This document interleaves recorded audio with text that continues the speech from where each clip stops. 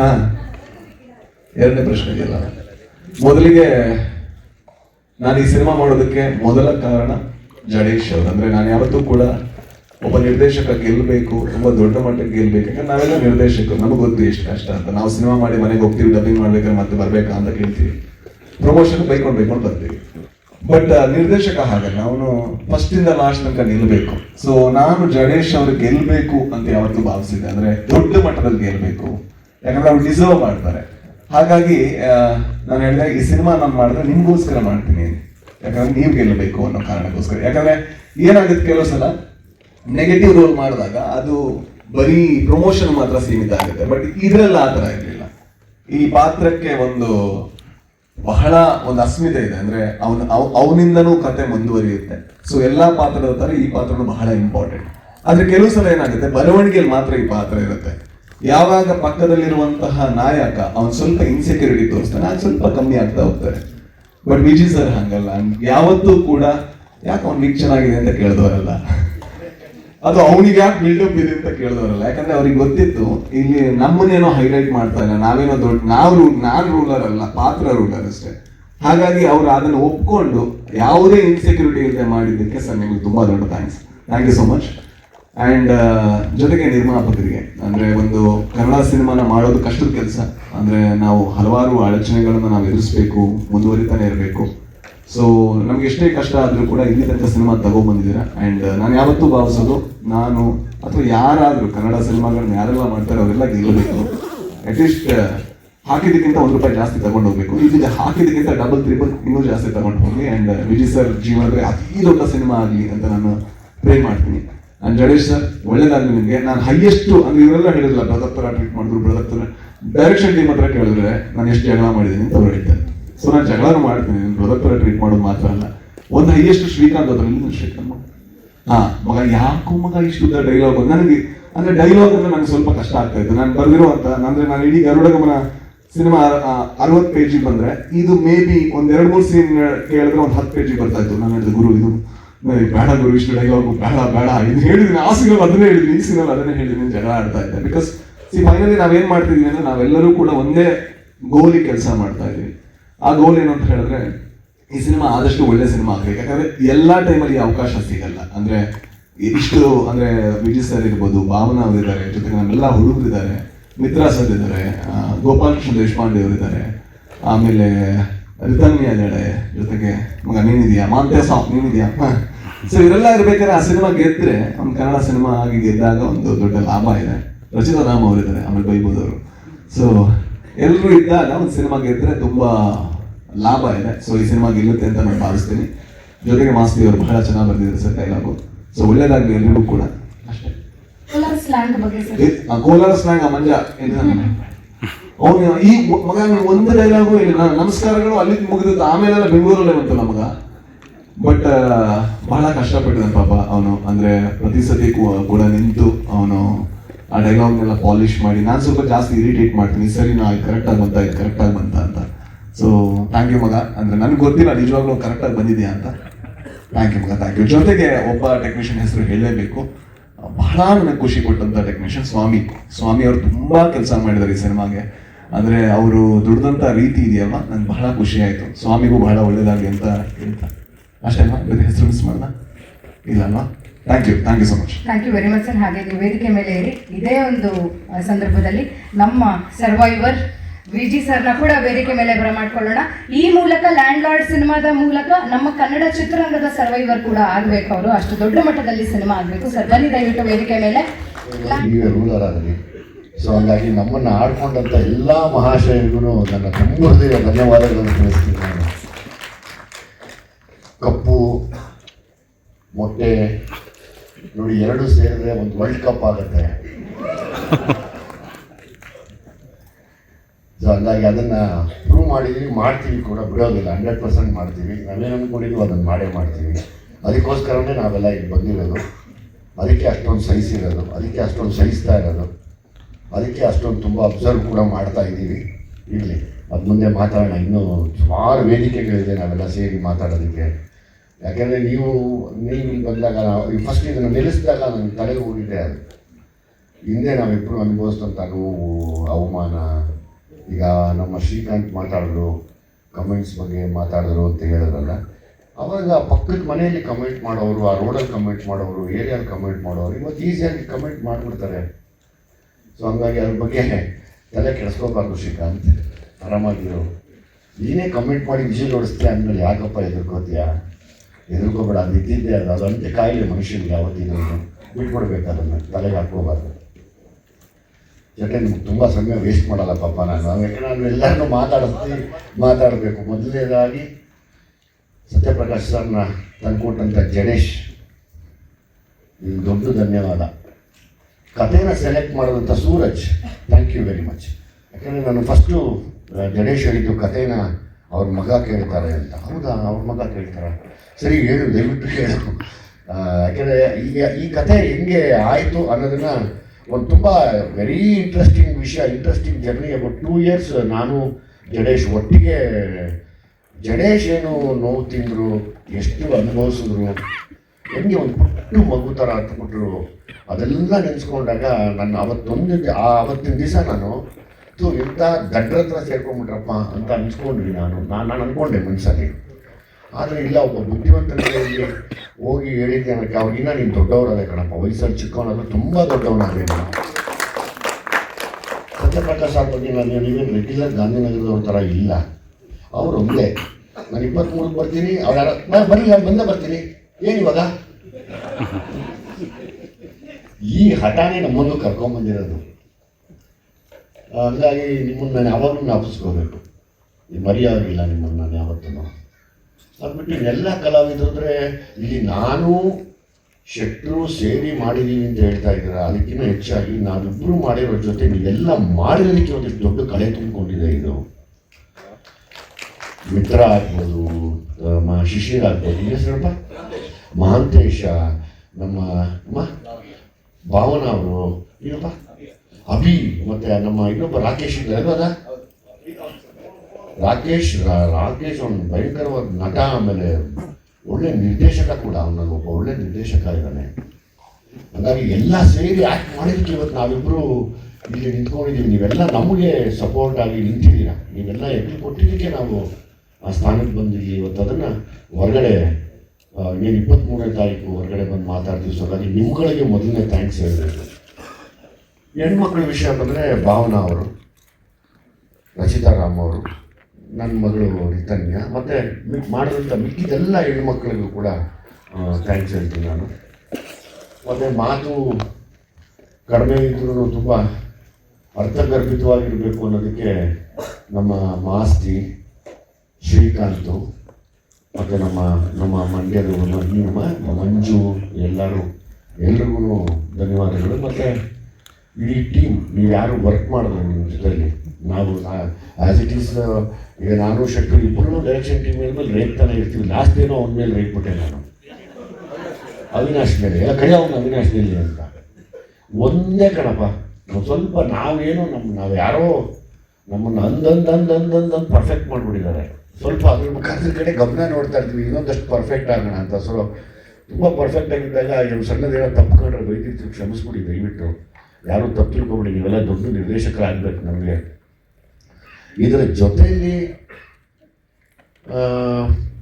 ನನಗೊಂದೇ ಆಸೆ ಇತ್ತು, ಈ ಥರದ್ದು ಒಂದು ಸಬ್ಜೆಕ್ಟ್ ನಾನು ಮಾಡಬೇಕು ಅಂದಾಗ. ಇನ್ಫ್ಯಾಕ್ಟ್ ತಮ್ಮ ಸಿನಿಮಾಗಳು ನಾನು ಆ ಒಂದು ಮೂಟೆ ಕಥೆ ಎಲ್ಲ ನೋಡಿ, ಎಂಥ ಕಲಾವಿದನಯ್ಯ, ಎಷ್ಟು ಡೇರ್ನೆಸ್ ಇವರಿಗೆ, ಅಷ್ಟು ಚೆನ್ನಾಗಿ ಅವ್ರು ಪೋರ್ಟ್ರೇ ಮಾಡ್ಕೊಂಡು ಹೊರಗಡೆ ಬಂದ್ರಲ್ಲ ಅಂತ ಆಸೆ ಇತ್ತು. ಬಹುಶಃ ನಾನೇನೋ ಅಂದ್ಕೊಂಡಿದ್ದು ಅಂದರೆ ಯಾರ್ಯಾರು ಕಷ್ಟಪಟ್ಟು ಮೇಲೆ ಬರ್ತಾರೋ ಅವರೆಲ್ಲ ನೋಡಿ ನನ್ನ ಅಲ್ಲಿಗೆ ನಾನು ಹಿಂಗೆ ಅನ್ಬೋದಿದೆ ಅಂದ್ಕೊಂಡಾಗ ಯಾರ್ಯಾರು ಇಷ್ಟಪಡ್ತೀನಿ ಅವ್ರ ಜೊತೆಲ್ಲ ಆ್ಯಕ್ಟ್ ಮಾಡ್ತಾ ಇದ್ದೀನಿ.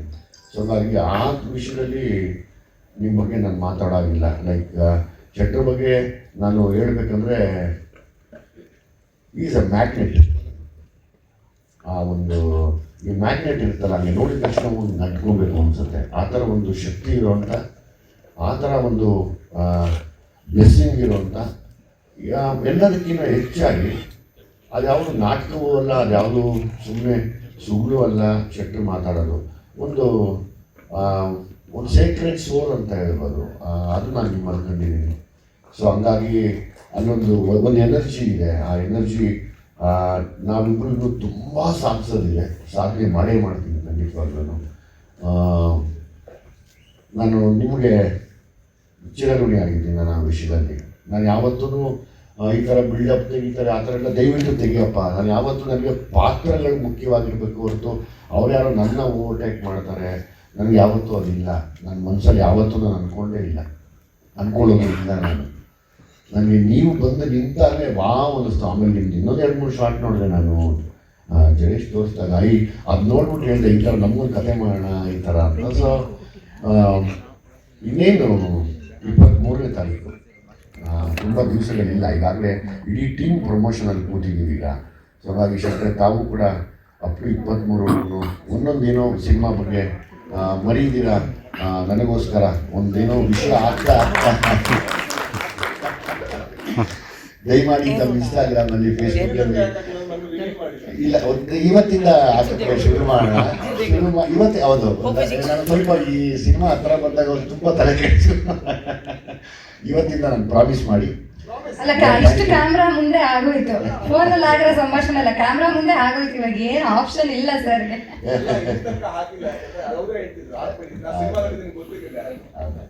ಸದ್ಯ ಇವತ್ತಿಂದ ಪ್ರಮೋಷನ್ ಇಬ್ಬರೂ ಅಪ್ ಟು 23 ಬೇಡ, ಆದರೆ ಫಸ್ಟ್ ಡೇ ಎಲ್ಲರೂ ಬನ್ನಿ, ಎಲ್ಲರೂ ಒಟ್ಟಿಗೆ ಸಿನಿಮಾ ನೋಡೋಣ. ದಯಮಾಡಿ ತಾವು ಸಮಯ ಮಾಡ್ಕೊಳ್ಳಿ, ಬನ್ನಿ ಒಟ್ಟಿಗೆ ಸಖತ್ತಾಗಿರುತ್ತೆ, ಎಲ್ಲ ಅಲ್ಲಿ ಎಂಜಾಯ್ ಮಾಡೋಣ. ಒಂದು ನಿಜವಾಗ್ಲೂ ಒಂದು ದೊಡ್ಡ ಇಂಡಸ್ಟ್ರಿಗೆ ಒಂದು ದೊಡ್ಡ ಕೊಡುಗೆ ಕೊಟ್ಟಿರುವಂಥ ಜಡೇಶ್, ನಾನು ಕೂಡ ನಿಮ್ಗೆ ತುಂಬ ಆಭಾರಿಯಾಗಿ ಥ್ಯಾಂಕ್ಸ್ ಹೇಳ್ತಾ ನಿಮಗೂ ಕೂಡ ಚಿರಋಣಿ ಆಗಿರ್ತೀನಿ.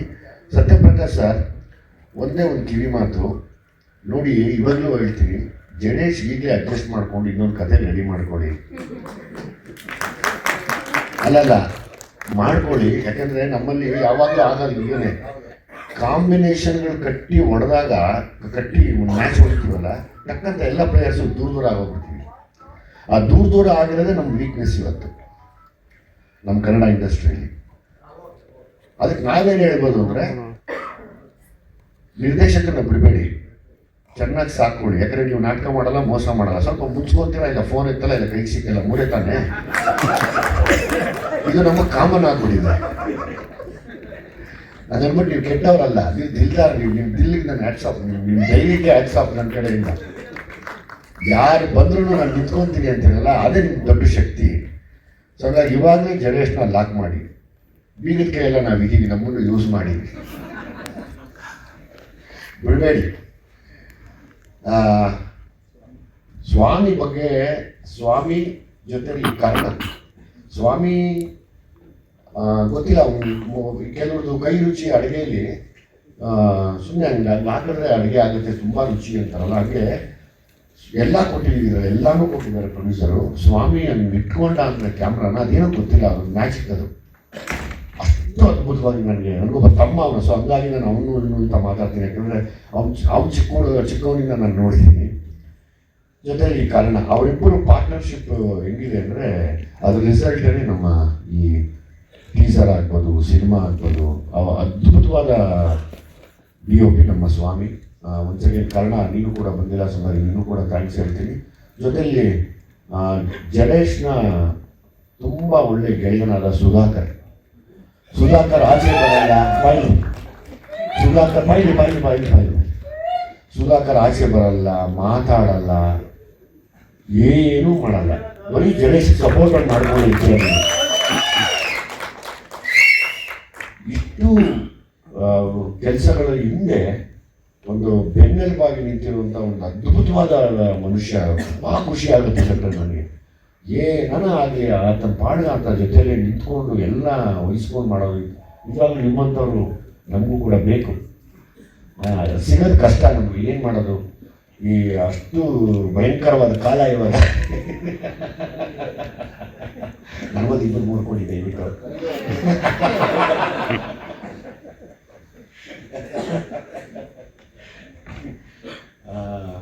ಈ ಮಧ್ಯೆ ಇನ್ನೂ 2-3 ಸಾಂಗ್ ರಿಲೀಸ್ ಮಾಡ್ತೀವಲ್ಲ, 3 ಸಾಂಗ್ ರಿಲೀಸ್ ಮಾಡ್ತೀವಿ. 13ನೇ ತಾರೀಕು ಯಾವ ಸಾಂಗಪ್ಪ? 13ನೇ ತಾರೀಕು ನಿಂಗವ್ವ ಅಂತ ತುಂಬ ಒಳ್ಳೆ ಸಾಂಗ್ ರಿಲೀಸ್ ಮಾಡ್ತಾ ಇದ್ವಿ. ಅವತ್ತು ಕೂಡ ಹಿಂಗೆ ಎಲ್ಲೂ ಹೀಗೆ ಸೇರಿ ಅದನ್ನು ಎಂಜಾಯ್ ಮಾಡೋಣ. ಅದಾದಮೇಲೆ ವಿತನ್ನಿ ಅದೊಂದು ಸಾಂಗ್ ಮಾಡ್ತೀವಿ. ಅದಾದಮೇಲೆ ಟ್ರೈಲರ್ ಲಾಂಚ್ ಮಾಡ್ತೀವಿ. ಈ ಥರದ ಎಲ್ಲ ಮತ್ತೆ ಅಲ್ಲಿ ಒಬ್ಬರು ಪೈಪೋಟಿ ಮಾಡಿದಿರ, ಒಬ್ರಿಗೊಬ್ರು ನಮ್ಗೇನು ನಿರ್ದೇಶಕರು ಹೇಳಿದ್ರು ಅದನ್ನು ಒಪ್ಪಿಸ್ತಾ ಸಪೋರ್ಟ್ ಮಾಡ್ತಾ ಹೋದ್ವಿ. ಯಾಕಂದರೆ ಜನರಲಿ ಏನಾಗುತ್ತೆ, ಈಗ ಶೆಟ್ಟಿ ಹೇಳಿದಂಗೆ ಕೆಲವರು ಸಹಿಸಲ್ಲ, ನಿಜ ಅದು. ಕೆಲವರು ವಿಲನ್ಗಳು ನಿಂತರೇ ಸಹಿಸಲ್ಲ. ಇಲ್ಲಿ ನಾವು ಹಂಗೆ ಯಾರೂ ಮಾಡಲಿಲ್ಲ. ನಾವಿಬ್ಬರೂ ಅವರ ಏನು ಬರವಣಿಗೆ ಇತ್ತೋ ಅದನ್ನು ತುಂಬ ಮನಸ್ಪೂರ್ವಕವಾಗಿ ಹೃದಯ ತುಂಬಿ ಅದನ್ನು ಮಾತಾಡಿದ್ವಿ ಅಷ್ಟೇ. ಸೊ ಹಂಗಾಗಿ ಅದು ತುಂಬ ಮುದ್ದಾಗಿ ಬಂದಿದೆ ಅಂದ್ಕೊಳ್ತೀನಿ. ಇಬ್ಬರು ಒಬ್ರಿಗೊಬ್ರು ಲೈಕ್ ಫಸ್ಟು ಬಿಫೋರ್ ಆ್ಯಕ್ಷನ್ ಎಲ್ಲಕ್ಕಿಂತ ಮುಂಚೆ ಎಲ್ಲ ಪ್ರಿಪೇರ್ ಆಗ್ತಿದ್ವಿ, ನಗ್ತಿದ್ವಿ, ಶಟ ಇಲ್ಲಿದೆ ಬನ್ನಿ ಆಯಿತು ಅಂತ ಟಕ್ಕತ್ತಾಗೆ ಸೀರಿಯಸ್ ಆಗ್ತಿದ್ವಿ. ಶಾರ್ಟ್ ಆದಮೇಲೆ ಇದು ಥಿಯೇಟ್ರಲ್ಲಿ ಹಿಂಗೆ ಮಾತಾಡ್ಬೋದಲ್ವಾ ಅಂತ ಇಬ್ಬರು ಡಿಸ್ಕಸ್ ಮಾಡ್ತೀವಿ. ಅಂದ್ರೆ ಏನಾಗುತ್ತೆ ಕೆಲವು ಸಲ ಅಂದ್ರೆ ನಾವು ಸೀನ್ ಅಂತ ಹಿಂದೆ ಹಾಕಕ್ಕೆ ಟ್ರೈ ಮಾಡ್ತೀವಿ. ಐ ಥಿಂಕ್ ಅದು ಒಬ್ಬ ನಟನಿಗಿರುವಂತಹ ಬಹಳ ದೊಡ್ಡ ವೀಕ್ನೆಸ್ ಅಂತ. ಅಂದ್ರೆ ತಿಂದ ಹಾಕ್ಬೇಕು ಅಂತಿಲ್ಲ, ಅವನು ಡೈರೆಕ್ಟರ್ ಏನ್ ಮಾಡಿದಾನೆ ಅದನ್ನ ಸರ್ವ್ ಮಾಡಿದ್ರೆ ಸಾಕು. ನಾವು ಸೀನ್ ನ ಸೇವಕರು, ನಾವಲ್ಲಿ ಎಲ್ಲದರಲ್ಲೂ ಸ್ಕೋರ್ ಮಾಡಕ್ಕಿರೋದಿಲ್ಲ. ಕೆಲವು ಕಡೆ ನಾನು ಸೋಲ್ಲೇಬೇಕು, ಆ ಸೋತ್ರನೇ ಚಂದ ಸ್ಕ್ರೀನ್ ಪ್ಲೇಲಿ. ಕೆಲವು ಕಡೆ ಸರ್ ಸೋಲ್ಬೇಕು, ಅದು ಸೋತ್ರನೇ ಚಂದ. ಇಲ್ಲಾಂದ್ರೆ ಆಡಿಯನ್ಸ್ಗೆ ಆ ಎಕ್ಸ್ಪೀರಿಯನ್ಸ್ ಇರಲ್ಲ, ಯಾಕೆ ಗೆಲ್ಬೇಕು ಅನ್ಸುತ್ತೆ, ಒಬ್ಬ ಸೋತವ್ನು ಗೆಲ್ಬೇಕು ಅಂತ ಅನ್ಸುತ್ತೆ. ಬಟ್ ಅದನ್ನ ನಾವು ಯಾವ ರೀತಿ ಬರಬೇಕು, ಸರ್ ಅವ್ರು ಸೋಲ್ಬೇಕಾದ್ರೆ ಸ್ವಲ್ಪ ಡೀಪಾಗಿ ಸೋಲ್ತೀನಿ ಅಂತ ಅವ್ರು ಒಪ್ಕೋತಾ ಇದ್ರು. ನಾನು ಹಿಂಗ್ ಮಾಡ್ಬಿಡ್ತೀನಿ ಅಂತ ಗಣೇಶ್ ಸರ್ ಅಷ್ಟು ಸೋಲ್ಬಿಡಿ, ನಾನು ಸೋಲ್ತೀನಿ ಅಂತ ಅವರು. ಸೊ ಈ ತರ ಇದ್ದಾಗ ಏನಾಗುತ್ತೆ ಅಂದ್ರೆ ಬಹಳ ಖುಷಿ ಆಗುತ್ತೆ. ಮುಖಾಮುಖಿ ಅನ್ನೋದಕ್ಕಿಂತ ಅಂದ್ರೆ ನಾವೇನ್ ಅನ್ಕೋತೀವಿ, ಸಿನಿಮಾದಲ್ಲಿ ಮುಖಾಮುಖಿ ಅಲ್ಲ, ಸಿನಿಮಾದಲ್ಲಿ ನಾವು ಡ್ಯಾನ್ಸ್ ಮಾಡೋದ್ರ ಜೊತೆಗೆ ಮುಖಾಮುಖಿ ಅನ್ನುವಂತ ಕಾನ್ಸೆಪ್ಟೇ ಸಿನಿಮಾದಲ್ಲಿ ಇಲ್ಲ. ಆ ಸ್ಕ್ರೀನ್ ಅಲ್ಲಿ ಮುಖಾಮುಖಿ ತರ ಕಾಣಿಸುತ್ತೆ. ಬಟ್ ಬರ್ಬೇಕಾದ್ರೆ ನೀನ್ ಹಾಂಗ್ ಮಾಡಿದ್ರೆ, ನಾ ಹೆದರಿದ್ರೆ ಮಾತ್ರ ಆಕ್ಚುಲಿ ಆ ಲುಕ್ಕಿಗೆ ಪವರ್. ನಾನು ಮುಖಾಮುಖಿ ಅಂತ ನಾನು ಆ ರಿಯಾಕ್ಷನ್ ಕೊಟ್ರೆ ಆಗ ಸೀನ್ಸ್ ಹೋಗುತ್ತೆ. ಐ ಥಿಂಕ್ ಆ ಕಾಂಪಿಟೇಷನ್ ಇರ್ಲಿಲ್ಲ. It was like a dance. So ಅವ್ರೊಂದು ಸ್ಟೆಪ್ ಇಡ್ತಿದ್ರು, ನಾನೊಂದು ಸ್ಟೆಪ್ ಇಡ್ತಿದ್ದೆ. So it became a dance ಅಷ್ಟೇ. ವಿಜಯ್ ಸರ್, ಟೀಸರ್ ನೋಡ್ತಾ ಇದ್ರೆ ಆ ಕಾಟೇರ ನೆಕ್ಸ್ಟ್ ವರ್ಷನ್ ಏನಪ್ಪಾ ಅಂತ ಅನಿಸ್ತಾ ಇತ್ತು. ಸೊ ಬಿಕಾಸ್ ಅಲ್ಲೂ ಕೂಡ ರೈತರಿಗೆ ಪರವಾಗಿ ಒಂದು ಮೆಸೇಜ್ ಕೊಡ್ತಾರೆ. ಸೊ ಇಲ್ಲೂ ಕೂಡ ಟೀಸರ್ ನೋಡಿದಾಗ ಆ ರೀತಿಯಾಗಿ ಏನಾದ್ರು ಸ್ಟ್ರಾಂಗ್ ಮೆಸೇಜ್ ರವಾನೆ ಆಗಿದೆಯಾ? ಬಿಕಾಸ್ ರೈತರ ಕಷ್ಟ ಅನ್ನೋದು ಹೇಳಕ್ಕಿರೋದಾಗಿದೆ. ಅಲ್ಲೂ ಕೂಡ ಜಡೇಶ್ ಕೆ ಹಂಪಿ ಅವರೇ ಡೈಲಾಗ್ ರೈಟರ್ ಆಗಿರ್ತಾರೆ. ಸೊ ಇಲ್ಲಿ ಅನ್ನದಾತರ ಪರವಾಗಿ ಒಂದು ಸ್ಟ್ರಾಂಗ್ ಮೆಸೇಜ್ ಏನಾದ್ರು ರವಾನೆ ಆಗ್ತಾ ಇದೆಯಾ ಅಂತ ಸಿನಿಮಾದ ಮುಖಾಂತರ? 100% ಇದು ಒಬ್ಬ ಪ್ರಾಮಾಣಿಕ ರೈತರ ಕಥೆನೇ ಇದೆ. ಅವರೆಲ್ಲ ನೋವು ನಲಿವುಗಳನ್ನ ಮತ್ತೆ ಇನ್ನೊಂದಷ್ಟು ಡೀಪಾಗಿ ಹೋಗಿ ಏನು ನಡೆದಿತ್ತು, ಏನು ನಡಿಬೋದಾಗಿತ್ತು, ಏನು ಆಗಬೇಕು ಅನ್ನೋದನ್ನ ತುಂಬ ವಿವರವಾಗಿ ಹೇಳಿರುವಂಥ ಒಂದು ಮುದ್ದಾದ ಕತೆ. ತುಂಬ ಮುದ್ದಾಗಿದೆ. ಇವಾಗ ರೀಸೆಂಟ್ ಆಗಿ ಕಬ್ಬು ಬೆಳೆಗಾರರು ಹೋರಾಟ ಮಾಡಿದ್ರು. ಬೆಳಗಾವಿಲಿ ತುಂಬಾ ಅತಿರೇಕಕ್ಕೆ ಹೋಯ್ತು ಹೋರಾಟ ಅನ್ನುವಂಥದ್ದು. 3,500 ರೂಪಾಯಿಗೆ ಬೆಲೆ ನಿಗದಿ ಮಾಡಿ ಅಂತ ಸರ್ಕಾರ ಮೀನಾಮೇಷ ಎಣಿಸ್ತಾ ಇದೆ. ಬರೀ 300 ರೂಪಾಯಿ ಮುಖ ನೋಡ್ಕೊಂಡು. ನಾನು ಒಬ್ಬ ರೈತಾಪಿ ಕುಟುಂಬದಿಂದ ಬಂದಿರೋದಕ್ಕೆ ಕೇಳ್ತಾ ಇದೀನಿ, ಪಿಜ್ಜಾ ಬರ್ಗರ್ಗೆ ನಾವು ಬೆಲೆ ನೋಡಲ್ಲ, ಎಷ್ಟು ಕೇಳಿದ್ರು ಕೊಟ್ಬಿಟ್ಟು 500 ರೂಪಾಯಿ ಇದ್ರು ತಿಂತೀವಿ, 1000 ರೂಪಾಯಿ ಇದ್ರು ತಿಂತೀವಿ. ಬಟ್ ರೈತರಿಗೆ ಯಾಕೆ ಸಂಕಷ್ಟ ಅಂತ ಅಟ್ಲೀಸ್ಟ್ ನಿಮ್ಮ ಮೂವಿ ನೋಡಿ ಎಚ್ಚೆತ್ಕೊಳ್ಬಹುದಾ ಸರ್ಕಾರ? ಇಲ್ಲ, ತುಂಬಾ ಒಳ್ಳೆ ಪಾಯಿಂಟ್ ಮಾತಾಡಿದ್ರೆ ನೀವು. ನಮ್ಮಲ್ಲಿ ನಾವು ಒಗ್ಗಟ್ಟಾಗಿ ಹಂಗೆ ಬೆಲೆ ಕಡಿಮೆ ಆದಾಗ ನಾವೆಲ್ಲರೂ ಹೋಗಿ ಕೊಂಡ್ಕೊಂಡ್ರೆ ಆ ರೈತರ ಮನೇಲಿ ಆತ್ಮಹತ್ಯೆ ಆಗೋದಿಲ್ಲ. ಅದನ್ನು ನಾವು ಮಾಡಲ್ಲ. ಮತ್ತೆ ಆನ್ಲೈನಲ್ಲಿ ಆರ್ಡರ್ ಮಾಡಿ ಬೇಕಾಗಿರೋ ಜಂಕ್ ಫುಡ್ ತರಿಸ್ಕೊಂಡು ತಿಂತಾ ಇರ್ತೀವಿ. ನಮ್ಮಲ್ಲೇ ಇದೆ, ನಾವು ಮಾಡಬೇಕಾಗಿರೋದು. ಈಗ ಸರ್ಕಾರದ ಜವಾಬ್ದಾರಿನೂ ಇದೆ, ಸರ್ಕಾರದ ಹೊಣೆನೂ ಇದೆ, ಇಲ್ಲ ಅಂತ ನಾನು ಹೇಳ್ತಿಲ್ಲ. ನಾನು ನೀವು ಹೌದು. ಇವತ್ತು ರೈತರು ನಾವು ಇಷ್ಟೊತ್ತು ಈ ಮಟ್ಟಕ್ಕೆ ಕೂರಕ್ಕೆ ನಿಲ್ಲಕ್ಕೆ ರೈತರೇ ಕಾರಣ ಅನ್ನೋದಾದರೆ, ನಾವೆಲ್ಲರೂ ಅಂಥ ಸಮಯದಲ್ಲಿ ನಮ್ಮ ಕೈಯಿಂದ ನಾವೇ ದುಡ್ಡು ಕೊಟ್ಟು ತಂದು ಮನೇಲಿ ತಿನ್ನಬೇಕು. ಅದು ನಡೆದಾಗ ಮಾತ್ರ ಚೆಂದ. ನಾವು ಅವ್ರನ್ನ ಬಿಟ್ಕೊಡ್ಬಾರ್ದು ಯಾವತ್ತು. ಯಾಕಂದರೆ ಯಾವತ್ತು ನಾವು ಅವ್ರನ್ನ ಬಿಟ್ಕೊಡ್ತೀವಿ, ಅವ್ರ ಮನೆ ಒಬ್ಬ ರೈತ ಕೋಟ್ಯಾಂತರ ಜನಕ್ಕೆ ಅನ್ನ ಹಾಕೋ ಶಕ್ತಿ ಇದ್ದಾಗ ಅವನು ಆತ್ಮಹತ್ಯೆ ಮಾಡ್ಕೋತಾ ಇದ್ದಾರೆ. ಅದು ನಡೀಬಾರ್ದು ಅಂದರೆ ನಾವು ನೆಟ್ಟಿಗಿರ್ಬೇಕು ಅಷ್ಟೇ.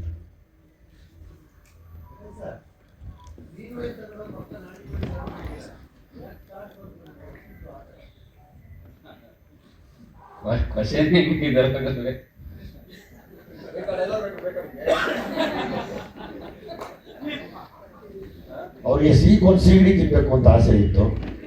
ಸೊ ಅದಕ್ಕೆ ಎರಡು ಮಿಕ್ಸ್ ಮಾಡಿ ಸೀಗಡಿ ಮಾಡಿ ತಿಂದಿದ್ದಾರೆ. ಈಗ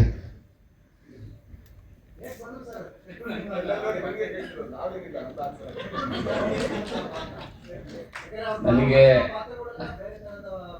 ಮೀನುಳಿ ನಾಟಿಕೋಳಿ ಅನ್ನೋದು ಗೊತ್ತಿಲ್ಲ. ಈ ಪಾತ್ರಕ್ಕೆ ನನಗೆ ರಾಜು ಸರ್ ಬಿಟ್ಟರೆ ಬೇರೆ ಹೊಳಿಲೇ ಇಲ್ಲ. ನಾನು ಬರೆಯುವಾಗಾದರೆ ಏನಿತ್ತೋ ಅದಕ್ಕೋಸ್ಕರ ಅವ್ರ ಹಿಂದೆ 10 ಕರೆದು ಏನೋ ಮಾಡಿ ಅವ್ರನ್ನೇ ಕರ್ಸ್ಕೊಂಡಿದ್ದೀನಿ. ಇಲ್ಲ, ಸಿನಿಮಾ ಮಾಡೋಕ್ಕಿಂತ ಮುಂಚೆ ಹುಳಿ ಇಡ್ತಾರಲ್ಲ ಅವ್ರ ಬಾಯಿಗೆ ಒಳ್ಳೆ ಹಸುವಿನ ಹಾಲು ಕೊಡೋಣ ಅನ್ನೋ ಆಸೆಗೋಸ್ಕರ ಮಾಡಿರೋದಷ್ಟೇ. ಯಾಕಂದರೆ ಪ್ರತಿಯೊಬ್ಬ ಸ್ಟಾರ್ ಸಿನಿಮಾ ಮಾಡೋವಾಗಲೂ ಆದಷ್ಟು ಹುಳಿ ಇಟ್ಟಿರ್ತಾರೆ ಅದರಲ್ಲಿ. ಆಮೇಲೆ ಅವರು ಮೇಡಮ್ ಅವರು ಪ್ರಶ್ನೆ ಕೇಳಿದ್ರಲ್ಲ ಕಬ್ಬಿಂದು, ಈ ಕಥೆನೇ ಮೂಲ ಅದೇ. ಯಾಕಂದರೆ ಕೆಲಸಕ್ಕೆ ತಕ್ಕ ಕಾಸು ಅಂದರೆ ಅವಾಗೆಲ್ಲ ಧಾನ್ಯಗಳು ಎಕ್ಸ್ಚೇಂಜ್ ಇತ್ತು. ಕಾಸು ಬೇಕು ಅನ್ನೋದೇ ಮೊದಲನೇ ಅವರು. ಅಂದರೆ ಇವತ್ತು ಜಾಸ್ತಿ ಕಾಸು ಬೇಕು ಅನ್ನೋದು ಹೋರಾಟ ನಡೀತಿದೆ. ಈ ಸಿನಿಮಾ ಇರೋದು ಕಾಸು ಕೊಡಿ ಅನ್ನೋದು. ಅವಾಗ ಒಂದು ಕಾಸಿನ ಕ್ರಾಂತಿ ನಡೀತು. ಸೊ ಕಾಸೇ ಕೊಡ್ತಾ ಇಲ್ಲ ಇವಾಗ, ಜಾಸ್ತಿ ಕಾಸು ಅನ್ನೋದು ಪಾಯಿಂಟ್ ಇವಾಗ. ಸೊ ಎಷ್ಟೇ ದೂರ ಹೋದ್ರೂ ಮೂಲ ಅದೇ. ಸೊ ಈ ಸಿನಿಮಾದ ಉದ್ದೇಶನೂ ಅದೇ. ಇನ್ನು ಬೇರೆ ಬೇರೆ ಆಯಾಮಗಳು ಇದ್ದಾವೆ. ಅದು ಒಂದು one of the major point ನಮ್ಮ ಸಿನಿಮಾದಲ್ಲಿ. ಸರ್, ಲ್ಯಾಂಡ್ ಲಾರ್ಡ್ ಸಿನಿಮಾಗೆ ಬೇಕಂತಲೇ ಬಂದದ ದಾರಿ ತಪ್ಪಿ ಬಂದದ ಸರ್? ದಾರಿ ತಪ್ಪಿ ಅಲ್ಲ, ಆಕ್ಚುಲಿ ನಾನು ಸೈಡಿಗೆ ನಿಂತಿದ್ದೆ, ಅವ್ರು ಹೇಳ್ಕೊಂಬಂದ್ರು ಫಸ್ಟಿಗೆ. ಆಮೇಲೆ ಸರ್ ನನಗೆ ಕ್ರಿಯೇಟ್ ಇಲ್ಲ ಸರ್, ನನಗೆ ಅಷ್ಟು ನನಗೆ ಏನು ಮಾಡೋದು ಸರ್ ಹಂಗೆ ಹಿಂಗೆ ಅಂತ. ಆಮೇಲೆ ಅವರು ಒಂದು ಥ್ರೆಟನ್ ಮಾಡಿದ್ರು, ಆಮೇಲೆ ಇಮೋಷನಲ್ ಬ್ಲ್ಯಾಕ್ ಮೇಲ್ ಮಾಡಿದ್ರು. ಲಾಸ್ಟಿಗೆ ಒಬ್ಬ ನಿರ್ದೇಶಕ ಅಂದರೆ ಹಂಗಾದಾಗ ಅದು ಫಸ್ಟ್ ಆಫ್ ಆಲ್ ಅಂದರೆ ಕಥೆ ಪಾತ್ರದ ಬಗ್ಗೆ ಹೇಳ್ತಾ ಇಲ್ಲ, ಅದರಿಂದ ಆಗಲ್ಲ. ನನಗೆ ಆ ಟೈಮ್ ನಾನು ಇದು ಮಾಡೋಕ್ಕಾಗಿಲ್ಲ, ಅಂದರೆ ಟೈಮ್ ನನಗೆ ಮ್ಯಾನೇಜ್ ಮಾಡೋಕ್ಕೆ ಆಗ್ತಾ ಇರಲಿಲ್ಲ. ಸರ್ ನನಗೆ ಆಗಲ್ಲ ಸರ್ ಅಂತ ನಾನು ಮಾಡ್ತೀನಿ ಅಂದರು. ಟೈಮ್ ಮ್ಯಾನೇಜ್ ಮಾಡಿಲ್ಲ ಅವರು, ಬೇರೆ ಪ್ರಶ್ನೆ. ಬಟ್ ಸ್ಟಾರ್ಟ್ ಮಾಡಿದ್ರು. ಈಗ ನಾನು ಮ್ಯಾನೇಜ್ ಮಾಡ್ತಾ ಇದ್ದೀನಿ ಅಲ್ಲಿಂದ ಬಂದು. ಬಟ್ ಆದರೆ ನನಗೆ ಅದೇ ಈಗ ಮಾಡಿದಾಗ ನಾನು ಈಗ ಏನಾಗುತ್ತೆ, ನಮ್ಮ ಪ್ರೊಡಕ್ಷನಲ್ಲಿ ಅಥವಾ ನಮ್ಮ ಡೈರೆಕ್ಷನಲ್ಲಿ ಮಾಡಿದಾಗ ಒಂದು ತೃಪ್ತಿ ಸಿಗುತ್ತೆ. ಪಾತ್ರ ಮಾಡಿದಾಗ ನಾನು ಮಾಡಿದ್ದೀನಿ, ಯಾಕಂದ್ರೆ ತುಂಬ ಚಾಲೆಂಜಿಂಗ್ ಆಗಿರುತ್ತೆ. ನಮ್ಗೆ ಗೊತ್ತಿಲ್ಲದೆ ಇರೋದನ್ನು ಬರ್ಕೋಬಹುದು. ಅಂದರೆ ಒಂದು ಮೊಟ್ಟೆ ಕತೆ ನಾನೇನು ಗೊತ್ತಿಲ್ಲದೆ ಇರೋದು ಮಾಡಿದೆ, ಗರುಡ ಗಮನದಲ್ಲಿ ಮಾಡ್ಬೇಕಾದ್ರೆ ಅದು ಉಲ್ಟಾ ಆಯಿತು. ಅಂದರೆ ನಂಗೆ ಗೊತ್ತೇ ಇರಲಿಲ್ಲ ಹೆಂಗೆ ಅಪ್ರೋಚ್ ಮಾಡೋದು ಅಂತ. ಸೊ ಈ ಸಿನಿಮಾದಲ್ಲೂ ಕೂಡ ನಾನು ಮಲಯಾಳಮಲ್ಲಿ ಒಂದು ಕಡೆ ಹೋಗಿ ವಿಲನ್ ಮಾಡಿ ಬಂದಿದ್ದೀನಿ. ಬಟ್ ಇದರಲ್ಲಿ ಏನು ಮಾಡಿದ್ದೀನಿ ಅದ್ರಲ್ಲಿ ನನಗೆ ಗೊತ್ತಿರಲಿಲ್ಲ ಹೆಂಗೆ ಮಾಡೋದು ಅಂತ. So it was challenging. ಹಾಗಾಗಿ ಇದು ಮಾಡಿದ್ಮೇಲೆ ನನಗೆ ಖುಷಿ ಇದೆ. ಅಂದರೆ ಓಕೆ, ನನಗೆ ಇಲ್ಲಿ ತನಕ ನಟನಾಗಿ ನನಗೆ ಗೊತ್ತಿಲ್ಲದೆ ಇರೋದು ಮಾಡಿದ್ದೀನಿ. ಸೊ ಹೇಗೆ ಕಾಣಿಸುತ್ತೆ ಅಂತ ನೋಡಬೇಕು ಅಂತ ನಾನು ಕೂತ್ಕೊಂಡಿದ್ದೆ. ಸರ್, ನಿಮ್ಮ ಮಂಗಳೂರು ಸ್ಲ್ಯಾಂಗು ನಮ್ಗೆ ಇಷ್ಟ ಆಗುತ್ತೆ. ನೀವು ಬೆಂಗಳೂರು ಭಾಷೆನೂ ಮಾತಾಡ್ತೀವಿ. ಇಲ್ಲಿ ಕೋಲಾರ ಸ್ಲ್ಯಾಂಗು ಅದು ಕೇಳೋದು ಉತ್ತರ ಕರ್ನಾಟಕದಲ್ಲೂ ಇದೆ. ಸೊ ಅದೆಷ್ಟು ಟಫ್ ಆಯಿತು ಅಂತ, ಯಾಕಂದರೆ ಆಡಿಯನ್ಸ್ಗೆ ಅದು ರೀಚ್ ಆದರೆ ಮಾತ್ರ ಕ್ಯಾರೆಕ್ಟ್ರು ವೆಯ್ಟೇಜ್ ಜಾಸ್ತಿ ಆಗಿದೆ. ಹೌದು. ಸೊ ಆ ವರ್ಕ್ ಹೇಗಿತ್ತು, ಆ ಲ್ಯಾಂಗ್ವೇಜ್ ಎಷ್ಟು ಪರ್ಫೆಕ್ಟಾಗಿ? ಅಂದರೆ ನಾನು ಯಾವತ್ತೂ ಕೂಡ ಈಗ ಡೈಲಾಗ್ ಶೀಟ್ನ ನಾನು ರಾತ್ರಿ ಆದರೂ ಅವ್ರಿಗೆ ಫೋನ್ ಮಾಡಿ ಜಗಳ ಮಾಡ್ತೀನಿ, ನಂಗೆ ಡೈಲಾಗ್ ಶೀಟ್ ಬೇಕೇ ಬೇಕು ಅಂತ. ಅದೇ ಅಂದರೆ ಏನಂದರೆ ನನಗೆ ಆಡಿಯನ್ಸ್ ದುಡ್ಡು ಕೊಡೋದು ನಾವು ಡೈಲಾಗ್ ಬಾಯ್ ಹೊಡಿಯೋಕ್ಕಲ್ಲ, ನಾವಲ್ಲಿನ ಪಾತ್ರ ಥರ ಕಾಣಿಸೋದಕ್ಕೆ. ಸೊ ಹಾಗಾಗಿ ನಾನು ಲಾಸ್ಟ್ ಮೂಮೆಂಟಿಗೆ ನಾನು ಏನೋ ಹೇಳಿದ್ರೆ ಅದು ಸರಿ ಆಗಲ್ಲ ಅಂತ ನನಗೆ ಇದಿತ್ತು. ಯಾಕಂದರೆ ಈಗ ನಾನು ಮಂಗಳೂರು ಕನ್ನಡ ಸಿನಿಮಾಗಳನ್ನ ಮಾಡ್ಬೇಕಾದ್ರೆ ಮಂಗಳೂರು ಕನ್ನಡದ ನಟರನ್ನೇ ಆಯ್ಕೆ ಮಾಡ್ತೀನಿ, ಯಾಕಂದರೆ ಆ ಒಂದು ಸ್ಲ್ಯಾಂಗ್ ಬರಬೇಕು ಅಂತ. ಸೊ ನಾವು ಎಲ್ಲಿನ ಜಾಗದವರು ಅದು ಮಾಡ್ಬೇಕಾದ್ರೆ ನಾವು ಅಷ್ಟು ಜಾಗ್ರತೆ ವಹಿಸ್ಬೇಕಾದ್ರೆ, ನಾವು ಬೇರೆ ಸ್ಲ್ಯಾಂಗ್ ಮಾಡ್ಬೇಕಾದ್ರೆ ಅದು ಮಾಡಿದ್ರೇನೆ ಚಂದ, ಇಲ್ಲಾಂದ್ರೆ ಅದು ಅನ್ಯಾಯ ಆಗುತ್ತೆ. ಹಾಗಾಗಿ ನಾನು ಮಂಜನ್ನ ಫಸ್ಟಿಗೆ ಅವ್ರು ಬರ್ಬೇಕಂದ್ರೆ ಅವ್ರು ಬರ್ಬೇಕು, ಕ್ಯಾರವಾನಿ ಬರಬೇಕು, ಇದು ಹೆಂಗೆ ಇದು ಎಲ್ಲಿ ಕಾ ಬರುತ್ತೆ, ಎಲ್ಲಿ ಇದು ಬರುತ್ತೆ, ಓ ಇದಾ ಅದಾ ಅಂತ. ಮತ್ತೆ ಡೈಲಾಗ್ ಬೇರೆ ಲೆಂತಿ ಇತ್ತು. ಫಸ್ಟ್ ದಿವಸ ಅಂತೂ ನನಗೆ ತಲೆಯೆಲ್ಲ ಹಾಳಾಗೋಗಿದೆ. ಅಂದರೆ ಅಷ್ಟು. ಬಟ್ ಅಂದರೆ ಅವ್ನು ತುಂಬ ಕಾನ್ಫಿಡೆಂಟ್ ಆಗಿ ತುಂಬ ಕೂಲಾಗಿ ಮಾತಾಡ್ತಿರ್ತಾನೆ. ನನ್ನ ಒಳಗಡೆ ಡೈಲಾಗ್ ಬರ್ತಾ ಇಲ್ಲ. ಬಟ್ ಅದು ಪ್ರಾಕ್ಟೀಸ್ ಮಾಡಿರೋ ಕಾರಣದಿಂದ ಅದೆಲ್ಲ ಈಸಿ ಆಯಿತು. ಬಟ್ ಇದೇ ಅಲ್ವಾ ಸರ್ ಆಕ್ಟರ್ ಚಾಲೆಂಜ್. ಒಬ್ಬ ನಟನಿಗೆ ಮಾತ್ರ ಈ ಒಂದು ಬದುಕಿರುತ್ತೆ. ಅಂದರೆ ಹಲವಾರು ಬದುಕುಗಳನ್ನ ಅವನು ಆಗ್ಬಹುದು, ಹಲವಾರು ಭಾಗದ ಜನ ಅವನಾಗ್ಬೋದು. ಐ ಥಿಂಕ್ ಆ ಭಾಗ್ಯ ನಮಗಿದೆ. ಅದು ನಾವು ತುಂಬ ಚೆನ್ನಾಗಿ ಮಾಡಬೇಕು ಆ್ಯಂಡ್ ತುಂಬ ರೆಸ್ಪೆಕ್ಟ್ಫುಲ್ ಇರಬೇಕು ಅದ್ರ ಬಗ್ಗೆ. ಆಗಿದ್ದೀನಿ ಅಂತ ನನಗೆ ನನ್ನ ಟೀಚರ್ಗಳು ಏನು ಹೇಳ್ಕೊಟ್ಟಿದ್ದಾರೆ ಅದನ್ನು ಮಾಡಿದ್ದೀನಿ ಅಂತ ಅನ್ಸುತ್ತೆ. ಸರ್, ಕಾಲಿಲ್ಲ ಅಥವಾ ಮನೆಯಿಂದ ಕಾಲು ಹೊರಗೆ ಬಂದರೆ ಅದು ರಾಜ್ಬಿ ಶೆಟ್ಟಿ ಅಂತ ಇನ್ನು ನಾವು ಒಪ್ಕೊಳ್ಬೋದಾ? ನಾನು ಅದೇ ಹೇಳಿದೆ, ಈಗ ಫ್ರಮ್ ಸೋಲಿ ನಾನು ಕಾಲು ಇಡ್ಬೇಕಾದ್ರೆ ಸ್ವಲ್ಪ ಬೇರೆ ಥರ ಇಡ್ತೀನಿ, ಇಲ್ಲ ಕಾಲು ಇಡ್ಬೇಕಾದ್ರೆ ಅದೇ ಕಾಲು. ಸೊ ದೇವರದಲ್ಲಿ ಆ ಕಾಲು ಇಡ್ಬೇಕಾದ್ರೆ ಎಷ್ಟು ದುಡ್ಡು ಬಂತು ಅದಕ್ಕಿಂತ ಡಬಲ್ ಇದು ಬರಲಿ ಅಂತ ನಾನು ಹೇಳ್ಕೊಡ್ತೀನಿ. ಹೋಲಿಸಿದ್ರೆ ನೆಗೆಟಿವ್ ಪಾತ್ರ ಇದರಲ್ಲಿ ಎಷ್ಟು ಭಿನ್ನವಾಗಿದೆ. ಕರ್ಬೋದಲ್ಲಿ ನೀವಾಗಿದ್ರಿ ಅಂದರೆ ವಿತೌಟ್ ಕೂದಲು, ಹೌದು. ಇದರಲ್ಲಿ ವಿತ್ ಕೂದಲು. ಬಟ್ ನಾವು ಎಷ್ಟು ಡಿಫರೆನ್ಸ್ ಆಗಿದೆ. ಒನ್ ಟೈಮ್ ನಂಗೆ ಕೂದಲಿತ್ತು ನಾನೇ ಇದು. ಸೊ ಏನ್ ಡಿಫರೆನ್ಸ್ ಅಂದ್ರೆ ಸರ್, ಇದರಲ್ಲಿ ಅವನು ಒಬ್ಬ ಖಳನಾಯಕ ಎಲ್ಲ ಇಮೋಷನಲ್ ರೇಂಜಿಗೆ ಹೋಗ್ತಾನೆ. ನಾನು ನೋಡಿಲ್ಲ. ಐ ಥಿಂಕ್ ಅಂದ್ರೆ ನಾರ್ಮಲಿ ಏನಿರುತ್ತೆ, ನಾಯಕನಿಗೆ ಆ ಇಮೋಷನಲ್ ರೇಂಜ್ ಇರುತ್ತೆ, ಅವನೊಂದ್ಸಲ ಬೀಳ್ಬೋದು. ನಮ್ಮ ಇಂಡಸ್ಟ್ರಿಗಳಲ್ಲಿ ಅವನ ಹತ್ರ ಖಳನಾಯಕ ಅಲ್ಲ. ಅಥವಾ ಅವ್ನು ಲೋ ಆದ್ರೆ ಖಳನಾಯಕ, ಅವನ ದುಃಖವನ್ನು ವ್ಯಕ್ತಪಡಿಸಿದ್ರೆ ಖಳನಾಯಕ ಅಲ್ಲ. ಅವನು ಆಕ್ಚುಲಿ ತುಂಬಾ ಕೆಟ್ಟ ವ್ಯಕ್ತಿ ಇರ್ಬೋದು, ಬಟ್ ಅವನ ದುಃಖ ಅವನಿಗೆ ದುಃಖ ಅದು, ಕರೆಕ್ಟ್ ಅಲ್ವಾ? ಆ ಎಲ್ಲದನ್ನ ಎಕ್ಸ್ಪ್ಲೋರ್ ಮಾಡುವಂತ ಸ್ಪೇಸು ಈ ಪಾತ್ರಕ್ಕೆ ಇತ್ತು. ಸೊ ಕೆಲವು ಸಲ ಅವರು ಯಾವ ತರ ಸೀನ್ ಬರೀತಾ ಇದ್ರು ಅಂದ್ರೆ ಅವ್ರಿಗೆ ಹೇಳ್ಕೊಳ್ಳೋದಕ್ಕೆ ಸ್ವಲ್ಪ ಮುಜುಗರ ಆಗ್ತಾ ಇದೆ. ಸರ್ ಈ ತರ ಒಂದು ಬರ್ತಿದ್ದೀನಿ, ನೀವು ಮಾಡ್ತೀರೋ ಇಲ್ಲೋ ಗೊತ್ತಿಲ್ಲ ಅಂತ. ಮಾಡ್ಬೋದು ಸರ್, ಮಾಡ್ಬೋದು ಕಳ್ಸ ಸ್ವಲ್ಪ ಮಾಡ್ಬೋದು ಅಂತ ನಾನು. ಬಟ್ ಅದು ಮಾಡಬೇಕಾದ್ರೆ ಆ ಒಂದು ಇಮೋಷನಲ್ ಒಂದು ಇದಿರುತ್ತಲ್ವ ಸರ್, ಏನು ಆ ಹೋಗೋದು, ಅದು ನಮ್ಮೆಲ್ಲರಲ್ಲೂ ಕೂಡ ಗೊತ್ತಿಲ್ಲದೇನೋ ಏನೋ ಒಬ್ಬ ಶೋಷಕ ಇದ್ದೆ ಅಂತ. ಒಬ್ಬ ಸೆಕ್ಯೂರಿಟಿ ಗಾರ್ಡ್ ನಮ್ಮನ್ನು ತಡೆದ ತಕ್ಷಣ ನಮ್ಮೊಳಗೆ ಅಂತ ಮಾತಾಡ್ಬಿಟ್ವಿ. ಐ ಥಿಂಕ್ ನಾವು ಅದನ್ನ ನರ್ಚರ್ ಮಾಡಬೇಕು ಸಿನಿಮಾಗೋಸ್ಕರ ಮಾತ್ರ. ಐ ಥಿಂಕ್ ಅದನ್ನ ನರ್ಚರ್ ಮಾಡಿ ಆ ಒಂದು ಆಟಿಟ್ಯೂಡ್ ನಮ್ಮಲ್ಲಿ ಬಂದಾಗ ಈಸಿ ಆಗುತ್ತೆ. ಬಟ್ ಈ ಸಿನಿಮಾ ಒಪ್ಕೊಳ್ಳೋದಕ್ಕೆ ಕಾರಣ ಕೂಡ ಅದೇ, ಅಂದ್ರೆ ತುಂಬಾ ಬಹಳ ಚೆನ್ನಾಗಿ ಬರೆದಿದ್ರು ಈ ಪಾತ್ರ. ಅವ್ನು ಬರೀ ನೆಗೆಟಿವ್ ಅಲ್ಲ, ಅವನೊಬ್ಬ ಮನುಷ್ಯನಾಗಿ ಕಾಣಿಸ್ತಾನೆ, ಬಟ್ ತುಂಬಾ ಕೆಟ್ಟ ಮನುಷ್ಯನಾಗಿ ಕಾಣಿಸ್ತಾನೆ. ಜೊತೆಗೆ ಈ ತರ ನಾನು ಆಗ್ಬಾರ್ದು ಅಂತ ನೆನಪಿಸ್ತಾನೆ. ಸರ್ ಈ ಪ್ರಶ್ನೆ ನಂದು ರಾಜ್ ಸರ್ಗೆ ಮತ್ತು ವಿಜಯ್ ಸರ್ಗೆ ಮತ್ತು ಮಾರುತಿ ಸರ್ಗೆ. ಅಂದರೆ ಯೂಶಲಿ ಒಂದು ಸಿನಿಮಾದ ಟೀಸರ್ ಆಗಲಿ ಟ್ರೇಲರ್ ಆಗಲಿ ಅಥವಾ ಒಂದು ಮೇನ್ ಗ್ಲಿಮ್ಸ್ ಆಚೆ ಬರೋದಕ್ಕಿಂತ ಮುಂಚೆ ಇಡೀ ಸಿನಿಮಾದ ಒಂದು ಕೋರ್ ಐಡಿಯಾನ ಹೇಳ್ತಾ ಇದ್ರಿ. ಅಂದರೆ ಈಗ ಹೇಗಾಗಿದೆ ಅಂದರೆ ಸಿನಿಮಾದ ಹೀರೋ, ಸಿನಿಮಾದ ವಿಲನ್ನು, ಸಿನಿಮಾದ ಮೇನ್ ಸ್ಟಾರ್ ಕಾಸ್ಟ್ ಕೂಡ ಹೀಗೆ ಇರ್ತಾರೆ ಅನ್ನೋದನ್ನು ಕ್ಯಾರೆಕ್ಟರ್ ತೋರಿಸೋದ್ರ ಮೂಲಕ ಹೇಳ್ತೀರಾ. ಈ ಫಾರ್ ಎಕ್ಸಾಂಪಲ್ ವಿಜಯ್ ಸರ್ದ ಸರ್ವೈವರ್ ಆಯಿತು, ಇಲ್ಲಿ ದ ರೂಲರ್ ಆಯಿತು. ಇದು ಎಷ್ಟು ಮಟ್ಟದ ಸೆಲೆಬ್ರೇಟ್ ಮೋಡನ್ನು ಆಡಿಯನ್ಸ್ ಮತ್ತು ಸಿನಿಮಾ ಮಧ್ಯೆ ಕ್ರಿಯೇಟ್ ಮಾಡುತ್ತೆ, ಇದು ಈಗ ಪ್ರಸ್ತುತ ಕಾಲಘಟ್ಟಕ್ಕೆ ಎಷ್ಟು ಮುಖ್ಯ ಆಗುತ್ತೆ, ಇದೆಲ್ಲವನ್ನ ಪ್ರಮೋಟ್ ಮಾಡುವಂಥ ಪಾಯಿಂಟ್ ಆಫ್ ವ್ಯೂ 3 ಜನ ಅದಕ್ಕೆ ನಾನು ಉತ್ತರಿಸ್ತೀನಿ.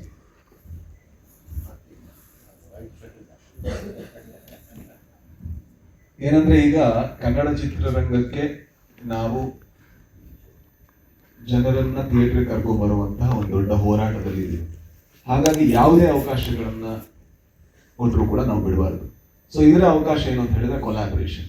ನಾನು ವಿಜಯ್ ಸರ್ ಯಾವತ್ತೂ ಕೊಲಾಬ್ರೇಟ್ ಆಗಿಲ್ಲ. ಸೊ ಅದೊಂದು ಸಣ್ಣ ಎಕ್ಸೈಟ್ಮೆಂಟ್ ನಮಗೆ ಮಾಡ್ಬೇಕಾದ್ರೆ ಇದು ಹೆಂಗೆ ಕಾಣಿಸ್ಬೋದು ಅಂತ. ಜೊತೆಗೆ ನಾನು ಈ ತರ ಪಾತ್ರ ಮಾಡಿಲ್ಲ, ಸರ್ ಕೂಡ ಈ ತರ ಪಾತ್ರ ಮಾಡಿಲ್ಲ. ಹಾಗಾಗಿ ಆ ಒಂದು ಎಕ್ಸೈಟ್ಮೆಂಟ್ ನಮಗಿದ್ದಾಗ ಆಡಿಯನ್ಸ್ಗೂ ಇರುತ್ತೆ, ಯಾಕಂದ್ರೆ ನಾವು ಕೂಡ ಆಡಿಯನ್ಸ್ನ ಒಂದು ಭಾಗ. ಹಾಗಾಗಿ ಆ ಎಕ್ಸೈಟ್ಮೆಂಟ್ ನ ಆ ಒಂದು ಈ ಕ್ಯಾರೆಕ್ಟರ್ನ ಒಂದೇ ಒಂದು ಫೋಟೋ ಹೊರಗೆ ಬರದೇ ಇರೋ ನಾವು ಇಲ್ಲಿ ತನಕ ಆ ಗೌಪ್ಯತೆನ ಕಾಪಾಡ್ಕೊಂಡ್ ಬಂದಿದೀವಿ ಅಂದ್ರೆ ಅದಕ್ಕೆ ಕಾರಣ ಏನಂದ್ರೆ ಆ ಎಕ್ಸೈಟ್ಮೆಂಟ್ ಬರಲಿ ಅಂತ. ಅಂದ್ರೆ ಈ ಆಕ್ಟ್ ಮಾಡಿರುವಂತ ಆಕ್ಟರ್ಗೆ ಏನೋ ಆಗ್ಲಿ ಅಂತಲ್ಲ, ಅದ್ರ ಎಲ್ಲಾ ಲಾಭಗಳು ಶ್ರೇಯಸ್ಸುಗಳು ಸಿನಿಮಾಗೆ ಸಿಗ್ಲಿ ಅಂತ, ಜನ ಸಿನಿಮಾ ಬಗ್ಗೆ ಮಾತಾಡ್ಲಿ ಅಂತ. ಈಗ ಸಿನಿಮಾ ಮೊದಲು ಬೇರೆ ತರ ಇತ್ತು ಸರ್. ಮೊದಲು ಬೇರೆ ಯಾವ ತರ ಇತ್ತು ಅಂತ ಹೇಳಿದ್ರೆ, ಮೊದಲು ಒಂದು ಟ್ರೈಲರು ಇರ್ಲಿಲ್ಲ, ಸಿನಿಮಾ ಬರ್ತಿದ್ದ ಪೋಸ್ಟ್ ನಡ್ಸಿದ್ರೆ ಜನ ಬರ್ತಾ ಇದ್ರು, ಯಾಕಂದ್ರೆ ಎಂಟರ್ಟೈನ್ಮೆಂಟ್ ಗಳ ಕೊರತೆ ಇತ್ತು. ಈಗ ನೀವು ಟಿವಿ ಆನ್ ಮಾಡಿದ್ರೆ 72 ಚಾನಲ್ ಇದೆ, ಯಾವ್ದು ಹಾಕೋದು ಗೊತ್ತಿಲ್ಲ. ನೀವು OTT ಪ್ಲೇ ಮಾಡಿದ್ರೆ ನಿಮ್ಗೆ ಯಾವ ಸಿನಿಮಾ ನೋಡೋದು ಗೊತ್ತಿಲ್ಲ. ಒಂದು ನೆಟ್ಫ್ಲಿಕ್ಸ್ ಓಪನ್ ಮಾಡಿದ್ರೆ ಅಷ್ಟು ಸಿನಿಮಾ ಇರ್ತದೆ, ಯಾವ ಚಾಯ್ಸಸ್ ತುಂಬಾ ಇದೆ. ಸೊ ಈ ತರ ಇರ್ಬೇಕಾದ್ರೆ ನಾವು ಅವ್ರನ್ನ ಕರ್ಕೊಂಡ್ ಬರ್ಬೇಕು ಅಂದ್ರೆ ಎಕ್ಸೈಟ್ಮೆಂಟ್ ನ ಕ್ರಿಯೇಟ್ ಮಾಡಬೇಕು. ಸೂಪರ್ ಸೋ ಆದ್ರೆ ಬೇರೆ ತರ ಸಣ್ಣ ಬಜೆಟ್ ಸಿನಿಮಾ, ಅದನ್ನ ನಾವು ಒಂದು ಪ್ರೀಮಿಯರ್ ಮಾಡಿ ಆಮೇಲೆ ಕರ್ಕೊಂಡ್ ಬರ್ಬೋದು. ಬಟ್ ಇದು ಆ ತರ ಅಲ್ಲ. ಇದು ಸೆಲೆಬ್ರೇಷನ್ ಆಗಿ ಕನ್ವರ್ಟ್ ಆದ್ರೆ ಮಾತ್ರ ನಮ್ಮ ಪ್ರೊಡ್ಯೂಸರ್ಗಳು ಉಳಿತಾರೆ, ಜೊತೆಗೆ ಒಂದು ಒಳ್ಳೆಯ ಸಿನಿಮಾಗೆ ಜನ ಥಿಯೇಟರ್ ಬರ್ತಾರೆ. ಹಾಗಾಗಿ ಎಲ್ಲಾ ಅವಕಾಶಗಳು. ಬಟ್ ನಾನು ಹೇಳಿದ್ದೆ ಇವರಿಗೆ, ಯಾರಿಗೆ, ಜಡೇಶ್ ಸರ್, ನನ್ನ ಕ್ಯಾರೆಕ್ಟರ್ ಟೀಸರ್ ಬೇಕಾ, ಇದೆಲ್ಲದನ್ನು ಕೂಡ ನೀವು ಟ್ರೈಲರ್ ಅಲ್ಲೇ ಬಿಟ್ರೆ ಟ್ರೈಲರ್ಗೆ ಇನ್ನೂ ಜಾಸ್ತಿ ಇಂಪ್ಯಾಕ್ಟ್ ಸಿಗುತ್ತಲ್ವಾ ಅಂತ. ಅದಕ್ಕೆ ಅವ್ರು ಹೇಳಿದ್ರು, ಇಲ್ಲ ಸರ್ ನಾನು ಇಲ್ಲಿಂದನೇ ಎಕ್ಸೈಟ್ಮೆಂಟ್ ಕ್ರಿಯೇಟ್ ಮಾಡಬೇಕು ಅಂತ. I think the path is right. So ಇದು ಯಾರನ್ನೋ ಸೆಲೆಬ್ರೇಟ್ ಮಾಡೋದಕ್ಕಲ್ಲ, ಸಿನಿಮಾ ಸೆಲೆಬ್ರೇಟ್ ಮಾಡೋದಕ್ಕೆ ಇದೆಲ್ಲದೂ ಕೂಡ ಒಂದು ಮಾರ್ಗಗಳು ಅಂತ ನನಗೆ ಅನ್ಸುತ್ತೆ. ವಿಜಯ್ ಸರ್ ಇಲ್ಲಿ, ವಿಜಯ್ ಸರ್ ಇಲ್ಲಿ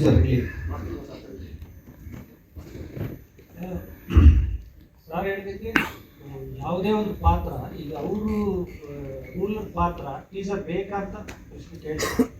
ಬಟ್ ನಿರ್ದೇಶಕರಿಗೆ ಅದೊಂದು ಗೊತ್ತಿರುತ್ತೆ. ಇಲ್ಲ ಈ 2 ಪಾತ್ರ, ಈಗ ಫಾರ್ ಎಕ್ಸಾಂಪಲ್ ತುಂಬ ಚೆನ್ನಾಗಿ ಹೇಳಬೇಕು ಅಂದರೆ ಈ ಮಾರುತಿ ಸುಜುಕಿಯನ್ನು, ಆವಾಗ ನಮ್ಗೆ ಅದ್ರ ಬಗ್ಗೆ ಅಷ್ಟು ಗೊತ್ತಿರಲಿಲ್ಲ. ಮಾರುತಿ ಸುಜುಕಿ ಅನ್ನೋದು ಒಂದು ಕಂಪನಿ ಆದರೆ ಆ ಸುಜುಕಿ ಅನ್ನೋದು 51%, ಮಾರುತಿ ಅನ್ನೋದು 49%.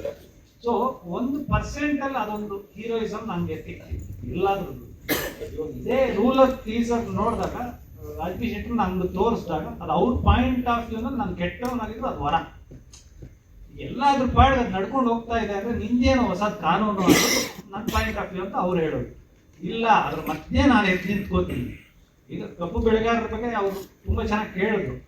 ಎಲ್ಲರೂ ಹಂಗೆ ನಡ್ಕೊಂಡು ಹೋಗ್ತಾ ಇದೆಯಲ್ಲ, ಎಷ್ಟೋ ದುಡ್ಡು ಬರ್ತಾ ಇದೆಯಲ್ಲ ಅನ್ನೋದಲ್ಲ, ಯಾಕೆ ಕೊಡಲ್ಲ ನೀವು 100 ರೂಪಾಯಿ ಅನ್ನೋದು ತುಂಬ ಅದನ್ನ ಪ್ರಶ್ನೆ ಮಾಡೋನೊಬ್ಬ ಬೇಕು.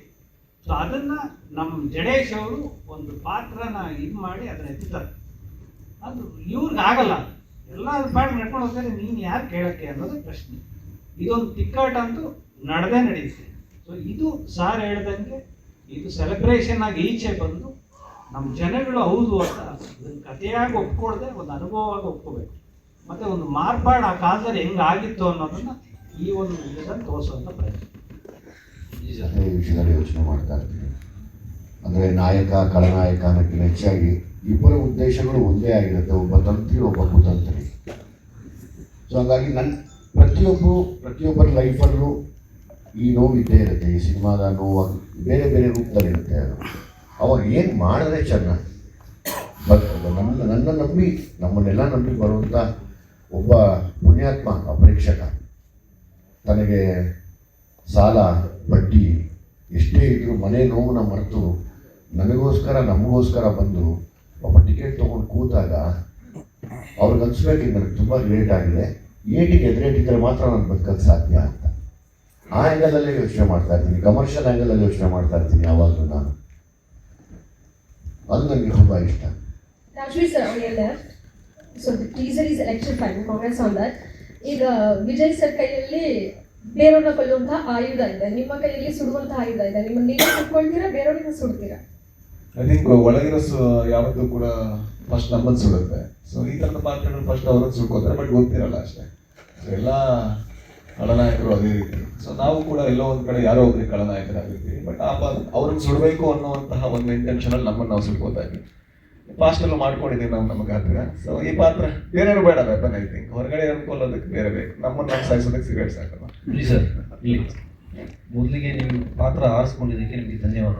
Thank you sir. ನಮ್ಮ ಪ್ರಕಾರ ನಿಮ್ಮ ವೃತ್ತಿ ಜೀವನದ ದೊಡ್ಡ ನಿರ್ಧಾರ ಅಂತ ನಾವು ಅನ್ಕೊಳ್ತೀವಿ. ಹೌದು. ಯಾಕಂದ್ರೆ ಸೂಪರ್ ಸ್ಟಾರ್ ಆಗಿ ಹೌದು ಇಂಥ ಪಾತ್ರ ಆಯ್ಕೆ ಮಾಡ್ಕೊಂಡಿದ್ದು. ಆದರೆ ಅಭಿಮಾನಿಗಳಿಗೆ ಇಂಥ ಪಾತ್ರವನ್ನು ನಿರೀಕ್ಷೆ ಮಾಡಲ್ಲ ಎಲ್ಲ ನಿಮ್ಮ ಅಭಿಮಾನಿಗಳು. ಅವ್ರಿಗೆ ಹೇಗೆ ಕನ್ವಿನ್ಸ್ ಮಾಡ್ತೀರಾ ನೀವು? 100% ನಿರೀಕ್ಷೆ ಮಾಡ್ತಾರೆ ಸರ್. ನನ್ನ ಅಭಿಮಾನಿಗಳು ಎಲ್ಲರೂ ರೈತರ ಕುಟುಂಬದವರು, ರೈತರ ಮನೆಯಿಂದ ಬಂದು ಇಂಜಿನಿಯರ್ ಆಗಿರೋರು ಇದ್ದಾರೆ, ರೈತರ ಮನೆಯಿಂದ ಬಂದು ಸೈಂಟಿಸ್ಟ್ ಆಗಿರೋರು ಇದ್ದಾರೆ. ಸೊ ಹಾಗಾಗಿ ಎಲ್ರಿಗೂ ಇಷ್ಟ ಆಗುತ್ತೆ ಅನ್ನೋ ನಂಬಿಕೆ ನನಗೆ. ಸರ್ ಇಲ್ಲಿ ವಿಜಯ್ ಸರ್ ಈಗ ಹೇಳ್ತಾ ಇದ್ರಿ, ಮುಗಿಸ್ಬಿಡ್ತೀನಿ ಶೆಟ್ರಿಗೆ ಒಂದು ಪ್ರಶ್ನೆ. ಅಲ್ಲಿ ನೀವು ಎಕ್ಸ್ಪೀರಿಯನ್ಸ್ ಅನ್ನಲ್ಲ, ಅನುಭವ ಅಂತ. ಯಾವ ಅನುಭವ ನೀವು ಹೇಳ್ತಾ ಇದ್ದೀರಿ? ಅಂದ್ರೆ ಏನಾಗುತ್ತೆ ಅಂದ್ರೆ ಅನುಭವ ಅನ್ನೋದು ಹೆರಿಡಿಟಿ, ವಂಶ ಪಾರಂಪರ್ಯವಾಗಿ ಅವ್ರಿಗೆ ಒಂದು ಅನುಭವ ಬಂದಿರ್ತದೆ. ಅಕ್ಷರ ಈಗಲ್ವಾ ನೀನ್ ಮಾತ್ರ ಕಲ್ತ್ಕೊಂಡಿರೋದು ಅಕ್ಷರ ಅವನ ಪ್ರಕಾರ, ಬಟ್ ಅನುಭವ ನನ್ನಲ್ಲ, ನಮ್ಮ ತಂದೆಗೂ ಅನುಭವ ಆಯ್ತು ರೂಲ್ ಮಾಡಿ, ಅವ್ರ ತಂದೆಗೂ ಅನುಭವ ಆಯ್ತು ರೂಲ್ ಮಾಡಿ. ಹಾಗಾಗಿ ನೀವು ಅನ್ಕೋಬಹುದು ಅಂದ್ರೆ ಎಲ್ಲದಕ್ಕೂ ಅಕ್ಷರ ಸಾಕು ಅಂತ. ಅನುಭವ ಬೇಕು, ಅದು ನಮ್ಮ ಕುಟುಂಬಕ್ಕೆ ಇದೆ ಅನ್ನುವಂತ ಒಂದು ಇಲ್ಲಿ ನಿಮ್ಮ ಪಾತ್ರ ಯಾವ ರೀತಿ, ಪ್ರೇಮಿನ ಹೆಂಡ್ತಿನ ಏನು? ಹೇಳ್ಬೇಡ ಅಂತಿದ್ದಾರೆ. ರಾಜ್ ಅವ್ರ ಪೇರಾಗೇನೆ ಅದು ನೀವು ಐ ಥಿಂಕ್ ಚಿತ್ರ ನೋಡಾದ್ಮೇಲೆ ಅದು ರಿವೀಲ್ ಆಗುತ್ತೆ ಅಂತ ಅನ್ಸುತ್ತೆ. ತುಂಬ ಮನಸ್ಸಿಗೆ ಮುಟ್ಟುವಂಥ ಪಾತ್ರ ಅಂತ ಹೇಳ್ಬೋದು. Okay, thank you sir. Vijay sir ಮತ್ತೆ ರಾಜೇಶ್ ಶೆಟ್ಟಿ ಸರ್ ಇಬ್ರಿಗೂ ಅಂದರೆ ಇಬ್ಬರು ಕನ್ನಡ ಇಂಡಸ್ಟ್ರಿಯಲ್ಲಿ ನಿಮ್ಮದೇ ಆಗಿರ್ತಕ್ಕಂಥ ರೀತಿಯಲ್ಲಿ ಅದೇ ಹೇಳಿದ್ದು ಹೇಗೆ ಜರ್ನಿ ಆಗಿದ್ದು ಹೇಗೆ ಈಗ ಸರ್ವೈವ್ ಆಗ್ತಾ ಇರೋದು ಹೇಗೆ ಅನ್ನೋದನ್ನ ಹೇಳಿದ್ವಿ. ಇಂಡಸ್ಟ್ರಿಯಲ್ಲಿ ಸಾಕಷ್ಟು ಸಂದರ್ಭದಲ್ಲಿ ಮಲ್ಟಿ ಸ್ಟಾರರ್ ಸಿನಿಮಾಗಳು ಬರುವಂಥ ಸಂದರ್ಭದಲ್ಲಿ ಅಂದರೆ ಒಂದಿಷ್ಟು ವಿಚಾರನ ಇಂಡೈರೆಕ್ಟ್ ಆಗಿ ಹೇಳ್ತಾ ಇದ್ರಿ. ಕೆಲವು ಸಂದರ್ಭದಲ್ಲಿ ಏಟಿಗೆ ರೇಟ್ ಬೀಳುತ್ತೆ, ತಂತ್ರ ಕುತಂತ್ರ ಇರುತ್ತೆ ಅನ್ನೋಂಥದ್ದು ರಾಜೇಶ್ ಶೆಟ್ಟಿ ಸರ್ ಹೇಳ್ತಾ ಇದ್ದಾರೆ. ನಾವು ಸುಡ್ಕೊಳ್ತಾ ಇರ್ತೀವಿ ಅನ್ನೋಂಥದ್ದು. ಇಂತಹ ಹಲವು ಘಟನೆಗಳು ನಿಮ್ಮ ಲೈಫಲ್ಲೂ ಇಬ್ಬರು ಲೈಫಲ್ಲೂ ಆಗಿದೆಯಾ? ಕೆಲವು ಸಂದರ್ಭದಲ್ಲಿ ಮಲ್ಟಿ ಸ್ಟಾರರ್ ಸಿನಿಮಾ ಮಾಡಬೇಕಾದಂಥ ಪರಿಸ್ಥಿತಿ ಬಂದಾಗ ಅಂತ ವೇರಿಯೇಷನ್ಗಳನ್ನು ನೀವು ಕಂಡಿದ್ದೀರಾ? ಮತ್ತೆ ಅದು ಈಗ ಹೇಗೆ ಬದಲಾಗಿದೆ? ಅಲ್ಲ, ಅದು ಬದಲಾಗಲ್ಲ. ಒಬ್ಬನ ಏಳಿಗೆ ಇನ್ನೊಬ್ಬ ಸಹಿಸಲ್ಲ. ಇಲ್ಲಿ ಅದು ಮನುಷ್ಯನ ಪರ್ಮನೆಂಟ್ ಕಾಯಿಲೆ ಅದು. ಸೊ ಹಾಗಾಗಿ ಅದು ಬದಲಾಗಲ್ಲ. ಯಾವತ್ತೂ ಇನ್ನೊಬ್ಬರು ಏಳಿಗೆನ ಸಹಿಸಿ ಅದು ಸಕ್ಕತ್ತಾಗಿದೆ ಅಂತ ಹೊಗಳವರೇ ಕಡಿಮೆ. ಅದೇ ಸಮುದ್ರದಲ್ಲಿ ಈಜಾವಾಗ ಮಾತ್ರ ಗೊತ್ತಿರುತ್ತೆ ಕೈ ಎಷ್ಟು ಕಾಲೆಷ್ಟು ನೋವಾಗುತ್ತೆ, ನಾನು ಎಷ್ಟು ದಮ್ ಕಟ್ಟಬೇಕು ಅಂತ. ಸೊ ನಮಗಿದು ನಮ್ಮನ್ನ ಬಿಟ್ಟು ಹೋಗಲ್ಲ, ನಾವು ಅವ್ರನ್ನ ಸೋಲಿಸ್ದಿರ ಬಿಡಲ್ಲ. ಇಷ್ಟೇ ಅನ್ಸೋದು. ನಾನು ಮಾತಾಡಿದ ಬದುಕಿನ ಬಗ್ಗೆ ಅಂದ್ರೆ ನಾನು ಯಾವ್ದು ಕೇಳಿದ್ರಲ್ವಾ ಸಿಗರೇಟ್, ಯಾಕಂದ್ರೆ ಅಂದ್ರೆ ಏನ್ ಗೊತ್ತಾ, ಇದು ಇಂಡಸ್ಟ್ರಿ ಬಗ್ಗೆ ನಾವು ಮಾತಾಡಲ್ಲ. ಅಂದ್ರೆ ಯಾಕೆ ಮಾತಾಡೋಣ ಅಂತ ಹೇಳಿದ್ರೆ ಮನುಷ್ಯ ಸಹಜ ಗುಣನೇ. ಅಂದ್ರೆ ನಮ್ಗೆ ಗೊತ್ತಿಲ್ಲ, ನಾವೇ ಈಗ ಯಾರ್ದೋ ಒಂದು ಟೀಸರ್ ನೋಡಿದ್ರೆ ಓಪನ್ ಮಾಡೋ ಮುಂಚೆ ಒಂದು ಸಣ್ಣ ಹೊಟ್ಟೆ ಕಿಚ್ಚಿರುತ್ತೆ. ಇದು ಪ್ಲೇ ಆಗೋ ಮುಂಚೆ ಚೆನ್ನಾಗಿರ್ಬೋದು ಅದ್ಯಾಕೆ ಬರುತ್ತೆ? ಮನುಷ್ಯ ಸಹಜ ಗುಣ. ಐ ಥಿಂಕ್ ಎಲ್ಲ ಹೊರಗಡೆ ಹುಡುಗೋದಕ್ಕಿಂತ ನಮ್ಮ ಒಳಗಿರುತ್ತೆ. ನಾನು ಅದ್ರ ಬಗ್ಗೆ ಹೇಳ್ತಾ ಇದ್ದೇನೆ. ನಮ್ಮೊಳಗಿರುವ ಅಂತ ಅದೆಲ್ಲ ನಮ್ಮನ್ನು ಸುಡುತ್ತೆ ಫಸ್ಟ್ ಅಂತ. ನನ್ನ ಬಗ್ಗೆ ನಾನು ಮಾತಾಡೋದು. ಯಾಕಂದ್ರೆ ದೇವರು ಏನ್ ಬೇಕಾದ್ರೂ ಮಾಡಿ ನನ್ನ ಜೀವನದಲ್ಲಿ ಇರುವಂತ ಒಂದೇ ಒಂದು ಸಾಯೋ ಮುಂಚೆ ಒಳ್ಳೆ ಮನುಷ್ಯ ಆಗ್ತಾಯಿದ್ರು, ನಾನು ಒಳ್ಳೆಯವನಾಗಿದ್ದೀನಿ ಅಂತ ಅನ್ಸಲ್ಲ. ಸೊ ಆ ಒಂದು ಇದರಲ್ಲಿ ಇರ್ಬೇಕಾದ್ರೆ ನನಗೆ ಐ ಥಿಂಕ್ ಬೇರೆ ಏನ್ ಮಾಡಿದ್ರು ಕೂಡ ತೊಂದರೆ ಇಲ್ಲ. ಅವ್ರ ಪಾಪ ಅವ್ರ ಹೋರಾಟದಲ್ಲಿ ಇರ್ತಾರೆ, ಅವರು ಒಳ್ಳೆತನ ಆಗುವಂತ ರೀತಿ ಬೇರೆ ಇರ್ಬೋದು, ತೊಂದರೆ ಇಲ್ಲ. ನಾವು ಇಂಡಸ್ಟ್ರಿ ಉಳಿಬೇಕಂದ್ರೆ ಒಗ್ಗಟ್ಟಾಗಿದ್ದೀವಿ, ಒಂದಾಗಿದ್ದೀವಿ ಅನ್ನೋದು ಸಾಕಷ್ಟು ಸಂದರ್ಭದಲ್ಲಿ ಕೇವಲ ವೇದಿಕೆಗೆ ಹೇಳುವಂತಹ ಸೀಮಿತ ಆಗಿದೆ ಅಂತ. ಸರ್ ಏನ್ ಗೊತ್ತಾ, ಇಂಡಸ್ಟ್ರಿ ಅನ್ನುವಂಥದ್ದಿಲ್ಲ, ವ್ಯಕ್ತಿಗಳು ಮಾತ್ರ ಇರೋದು. ಸೊಸೈಟಿ ಅನ್ನುವಂಥದ್ದಿಲ್ಲ, ವ್ಯಕ್ತಿಗಳು ಮಾತ್ರ ಇರೋದು. ಸೊಸೈಟಿ ಯುನೈಟ್ ಆಗ್ಬೇಕಂದ್ರೆ ಅರ್ಥ ಏನು ಅಂದ್ರೆ ಮನುಷ್ಯರೆಲ್ಲ ಒಟ್ಟಿಗೆ ಬರ್ಬೇಕು, ಬರಲ್ಲ. ಯಾರೋ ಒಬ್ಬಂಗೆ ಸಂಡೇ ಬೆಳಿಗ್ಗೆ ಹೇಳಕ್ಕಾಗಲ್ಲ, ಇನ್ನೊಬ್ಬಂಗೆ 5 ಗಂಟೆ ವಾಕಿಂಗ್ ಹೋಗ್ಬೇಕು, ಎಲ್ಲರೂ 5 ಗಂಟೆಗೆ ಹೋಗ್ಬೇಕು ಅಂದ್ರೆ ರೂಲ್ಸ್ ಆಗುತ್ತೆ, ಅದು ತಪ್ಪಾಗುತ್ತೆ. ಇಂಡಸ್ಟ್ರಿ ಇರೋದೇ ಹೀಗೆ, ಇದಲ್ಲ ಎಲ್ಲ ಇಂಡಸ್ಟ್ರಿ ಇರೋದೇ ಹೀಗೆ. ಯಾಕಂದ್ರೆ ಮನುಷ್ಯರೇ ಸರ್, ಫೈನಲಿ ಮನುಷ್ಯರು ನಂತರ ನಿಂತಾರೆ, ಹಾಗೆ ಇರ್ತಾರೆ. ಯಾರೋ ಒಬ್ರಿಗೆ ಮೀಡಿಯಾ ಇಷ್ಟ ಆಗುತ್ತೆ, ಯಾರೋ ಒಬ್ರಿಗೆ ಸಿನಿಮಾ ಇಷ್ಟ ಆಗುತ್ತೆ, ಎಲ್ರಿಗೂ ಒಂದು ಇಷ್ಟ ಆಗಬೇಕು, ಇದೇ ರೀತಿ ನಡ್ಕೊಳ್ಬೇಕು ಅನ್ನೋದೇ I think that's not right. ಎಲ್ಲರೂ ಕೂಡ ಅವ್ರ ಪ್ರಕಾರ ಬದುಕಲಿ, ಬಟ್ ನಾವೇನಂದ್ರೆ ನಮ್ಮ ಸಿನಿಮಾ ಬೆಟರ್ ಮಾಡೋದಕ್ಕೆ, ಒಬ್ಬ ನಟನಾಗಿ ನಾನು ಬೆಟರ್ ಆಗೋದಕ್ಕೆ, ಒಬ್ಬ ನಿರ್ದೇಶಕನಾಗಿ ಇನ್ನೂ ಕಲಿಯೋದಕ್ಕೆ ನನ್ನ ಹೋರಾಟ ಇರಬೇಕು. ಏನ್ ಬೇಕಾದ್ರೂ ಹೇಳಿ ತೊಂದರೆ ಇಲ್ಲ. ಅಂದ್ರೆ ಈಗ ಯಾರಾದ್ರೂ ಒಬ್ರು ಸರ್ ನನಗೆ ಯಾರೋ ಒಬ್ರು ಹೇಳಿದ್ರು ಗರುಡ ಗಮನ ಆಗ್ಬೇಕಂದ್ರೆ, ಅವರಿಬ್ರು ಕಾಮಿಡಿ ಮಾಡೋರು, ಆಗ ರಿಷಬ್ ಬೆಲ್ಬೋಟಮ್ ಮಾಡಿದ್ರು, ನಾನು ಒಂದು ಮೋಟೆ ಕಥೆ ಮಾಡಿದೆ. ಅವರಿಬ್ರು ಕಾಮಿಡಿ ಮಾಡೋರು ಗ್ಯಾಂಗ್ಸ್ಟರ್ ಸಿನಿಮಾ ಯಾರು ನೋಡ್ತಾರೆ ಅವ್ರದ್ದು ತಪ್ಪ ಅವ್ರು ಹೇಳಿದ್ರು, ತಪ್ಪಲ್ಲ, ಕರೆಕ್ಟ್ ಅಲ್ಲ. ಏನ್ ತಪ್ಪಿದೆ ಅದ್ರಲ್ಲಿ ಹೇಳಿದ್ರೆ, ಏನ್ ತಪ್ಪಿಲ್ಲ, ಕರೆಕ್ಟು. ಆಗ ನಾನೇನ್ ಮಾಡಿದೆ, ಅದ್ರ ಪ್ರಮೋಷನ್ ಯಾವ ತರ ಮಾಡ್ಬೇಕು ಅಂತ ಯೋಚನೆ ಮಾಡಿದೆ, ಕರೆಕ್ಟ್ ತಾನೆ, ಅವ್ನು ಹೇಳಿದ್ರು 100% ಕರೆಕ್ಟ್, ಅದ್ರಲ್ಲಿ ಯಾವುದೇ ಡೌಟ್ ಇಲ್ಲ. ಬಟ್ ಅದು ಫ್ಯಾಕ್ಟ್ ಆದಾಗ ನಾವು ಸರಿ ಮಾಡ್ಕೋಬೇಕು. ಅದು ಫ್ಯಾಕ್ಟ್ ಅಲ್ಲದೆ ಇದ್ದಾಗ ಪರವಾಗಿಲ್ಲ, ತೊಂದರೆ ಇಲ್ಲ ಅಂತ ಬಿಟ್ಟು ಹಾಕ್ಬೇಕಷ್ಟೇ. ವಿಜಯ್ ಸರ್, ಈ ಒಂದು ಕ್ವಶನ್ಸ್ಗೆ ಕಂಟಿನ್ಯೂಟಿ ಹೇಳೋದಾದ್ರೆ, ಅವಾಗದಿಂದ ಆ ಸ್ಟೇಜ್ ಮೇಲೆ ಪ್ರತಿಯೊಂದು ಮಾತಲ್ಲೂ ಕೂಡ ಒಂದು ನೋವಿನ ಮಾತು ಹೇಳ್ತಾ ಇದ್ರಿ. ಸೊ ನನಗೆ ಏನೋ ನನ್ನನ್ನು ತುಳಿಯೋಕ್ಕೆ ಪ್ರಯತ್ನ ಪಡ್ತಿದ್ದಾರೆ ಅನ್ನೋ ಮಟ್ಟದಲ್ಲಿ. ಇಲ್ಲ ಇಲ್ಲ, ನನ್ನನ್ನು ಅಂತಲ್ಲಮ್ಮ, ನಂತರ ಯಾರು ಬಂದರೂ ಅಷ್ಟೇನೆ. ಅಂದರೆ ಅದು ನಿರ್ದೇಶಕ ಆಗ್ಬೋದು, ಡೈಲಾಗ್ ರೈಟರ್ ಆಗ್ಬೋದು, ಅಥವಾ ಎನಿಬಡಿ. ಈ ಸಿನಿಮಾ ಫೀಲ್ಡ್ ಅನ್ನೋದೇ ಹಂಗೆ. ಆ ವಿಚಾರಕ್ಕೆ ಯಾವ್ದಾದ್ರು ಸಂಸ್ಥೆ ಮೇಲೆ ನಾವು ವ್ಯಕ್ತಿ ಮೇಲೆ ಅಥವಾ ಕಮೆಂಟ್ ಮಾಡಿ ಯಾರ ಮೇಲೆ ಹೇಳ್ತಿಲ್ಲ. ಅಂದ್ರೆ ಈಗ ಹೆಂಗೆ ಕಾಂಟ್ರವರ್ಸಿ ಕೇಳ್ಬಿಡಿ. ಅಲ್ಲ, ಶೆಟ್ಟಿ ಹೆಂಗೆ ಇವಾಗ ಸೊಸೈಟಿ ಅನ್ನೋದಿಲ್ಲ, ಮನುಷ್ಯ ಅನ್ನೋದಿದ್ದೀನಿ. ಮನುಷ್ಯನ ಸಹಜ ಗುಣ ಅಲ್ವಾ, ದ್ವೇಷ, ಅಸೂಯೆ, ಮತ್ತೆ ಅವನ್ನ ಸಹಿಸದೇ ಇರೋದು ಸಹಜ ಗುಣ. ನಮ್ಮಲ್ಲೂ ಇದೆ ಅಂತ ಹೇಳಿದೆ ನಾನು. ನನ್ನ ಮೇಲೆ ಇದೆ ಅಂತಲ್ಲ, ನನ್ನ ಮೇಲೆ ಇದೆ, ನಾನು ಕೇರ್ ಮಾಡಲ್ಲ ಯಾರಿಗೂ. ಅದಕ್ಕೆ ಇವತ್ತು ಇಷ್ಟು ಹೊಡೆದಾಡ್ತೀನಿ ಕೂಡ. ರಾಜ್ ಸರ್, ಈ ಕತೆ ಒಪ್ಕೋಬೇಕಾದ್ರೆ ಒಬ್ಬ ವಿಲನ್ ಪಾತ್ರದಲ್ಲಿ ನಾನು ಬರ್ತಾ ಇದ್ದೀನಿ ಅಂದಾಗ ಯೋಚನೆ ಮಾಡಿದ್ದೀರಾ? ಕಥೆಯನ್ನ ಕೇಳಿದ್ಮೇಲೆ ಇದಕ್ಕೆ ಹೋಗ್ಬೇಕಾ ಬೇಡವಾ, ಆ ತರ ಏನಾದ್ರು ಯೋಚನೆ ಇತ್ತಾ? ಆ ಯೋಚನೆ ಇಲ್ಲ ನೋಡಿ. ನಾನೀಗ ಹೋಗಿ ಮಲಯಾಳಮಲ್ಲಿ ಒಂದು ವಿಲನ್ ಮಾಡಿ ಬಂದೆ. ಅದನ್ನೇನಾದ್ರೂ ನಾನು ಕನ್ನಡ ಇದ್ರಲ್ಲಿ ಮಾಡಿದ್ರೆ, ಕನ್ನಡ ಸಿನಿಮಾಗಳಿಗೆ ಲಾಭ ಇದೆ ಅಂತಂದ್ರೆ ನಾನು ಮಾಡಬಹುದು, ಒಳ್ಳೆ ರೋಲ್ ಇದ್ದಾಗ.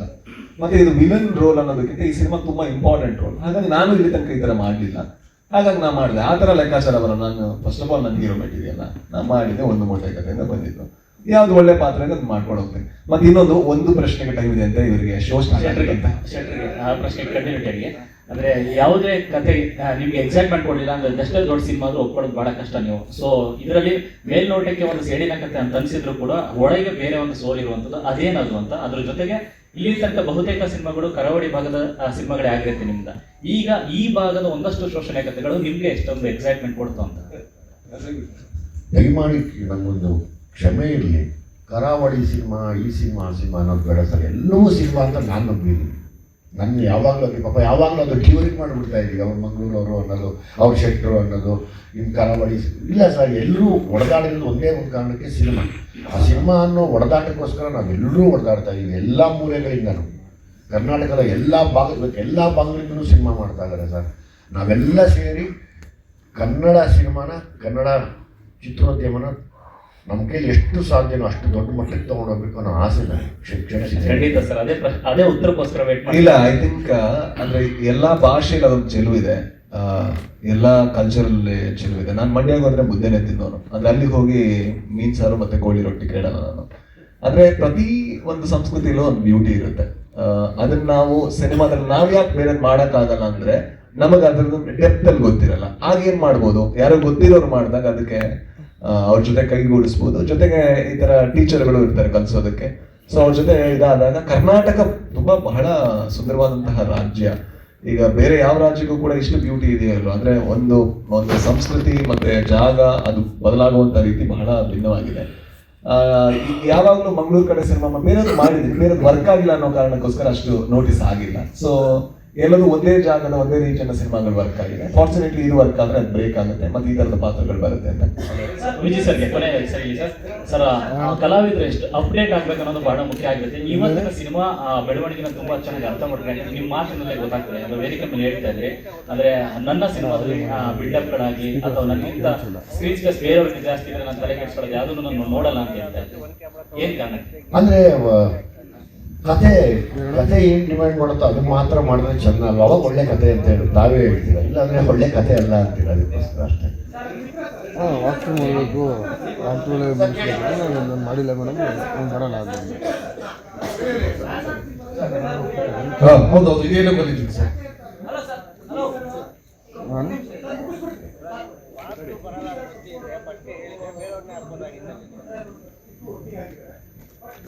ನನಗೆ ಹೇಳಿದಲ್ಲ ನಾವು ಮಹೇಶ್ವರ ಬರ್ತೀನಿ ಅನ್ನೋದನ್ನ.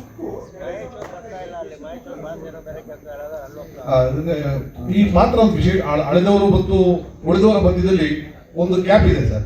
ಆ ಗ್ಯಾಪೇ ಕಾಣು ಸರ್. ಅಳಿದವರು ಇದ್ದಾರೆ, ಉಳಿದವರು ಇದ್ದಾರೆ, ಒಂದು ಸಣ್ಣ ಗ್ಯಾಪ್ ಇದೆ. ಆ ಗ್ಯಾಪಲ್ಲಿ ನಾನು ಫಿಲ್ಅಪ್ ಮಾಡ್ತೀನಿ. ಆ ಗ್ಯಾಪಿಗೆ ಹಿಂಗೆ ಇರಬೇಕು ಸರ್, ಹೀಗೆ ಇರಬೇಕಾಗಿತ್ತು. ರಾಗ್ ತೋರಿಸಿದ್ದಾರೆ, ಈಗ ನನ್ನ ಲುಕ್ ಬದಲಾಗಿದೆ. ಇದಾದ್ಮೇಲೆ ಲಕ್ಕು ಬದಲಾಗಬಹುದು ಸರ್.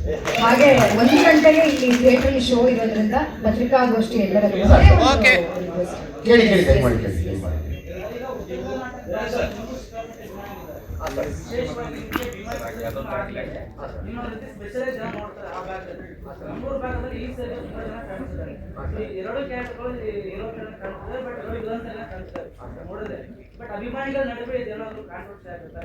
ಖಂಡಿತವಾಗ್ಲೂ ಯಾವುದು ಇಲ್ಲಪ್ಪ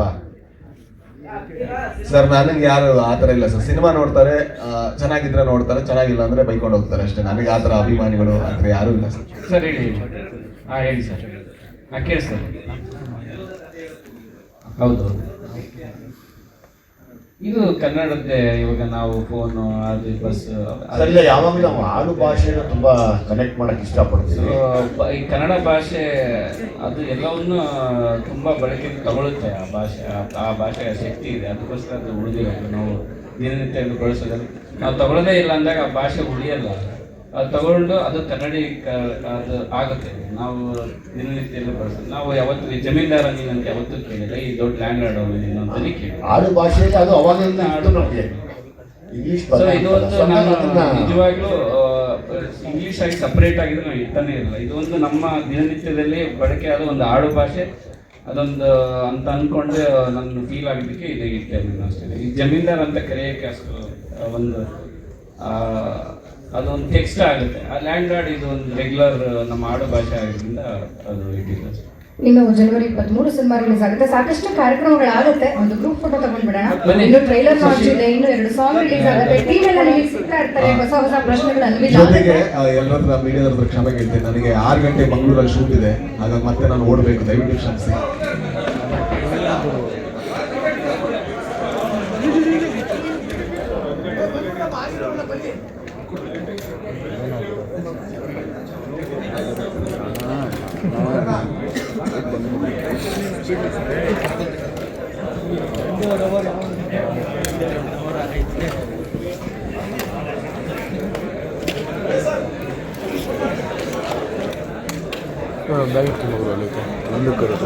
ನಂದು ಇದು ಸತ್ಯ ಬೈಕ್ ಕೊಡ್ತಾರೆ ಇದು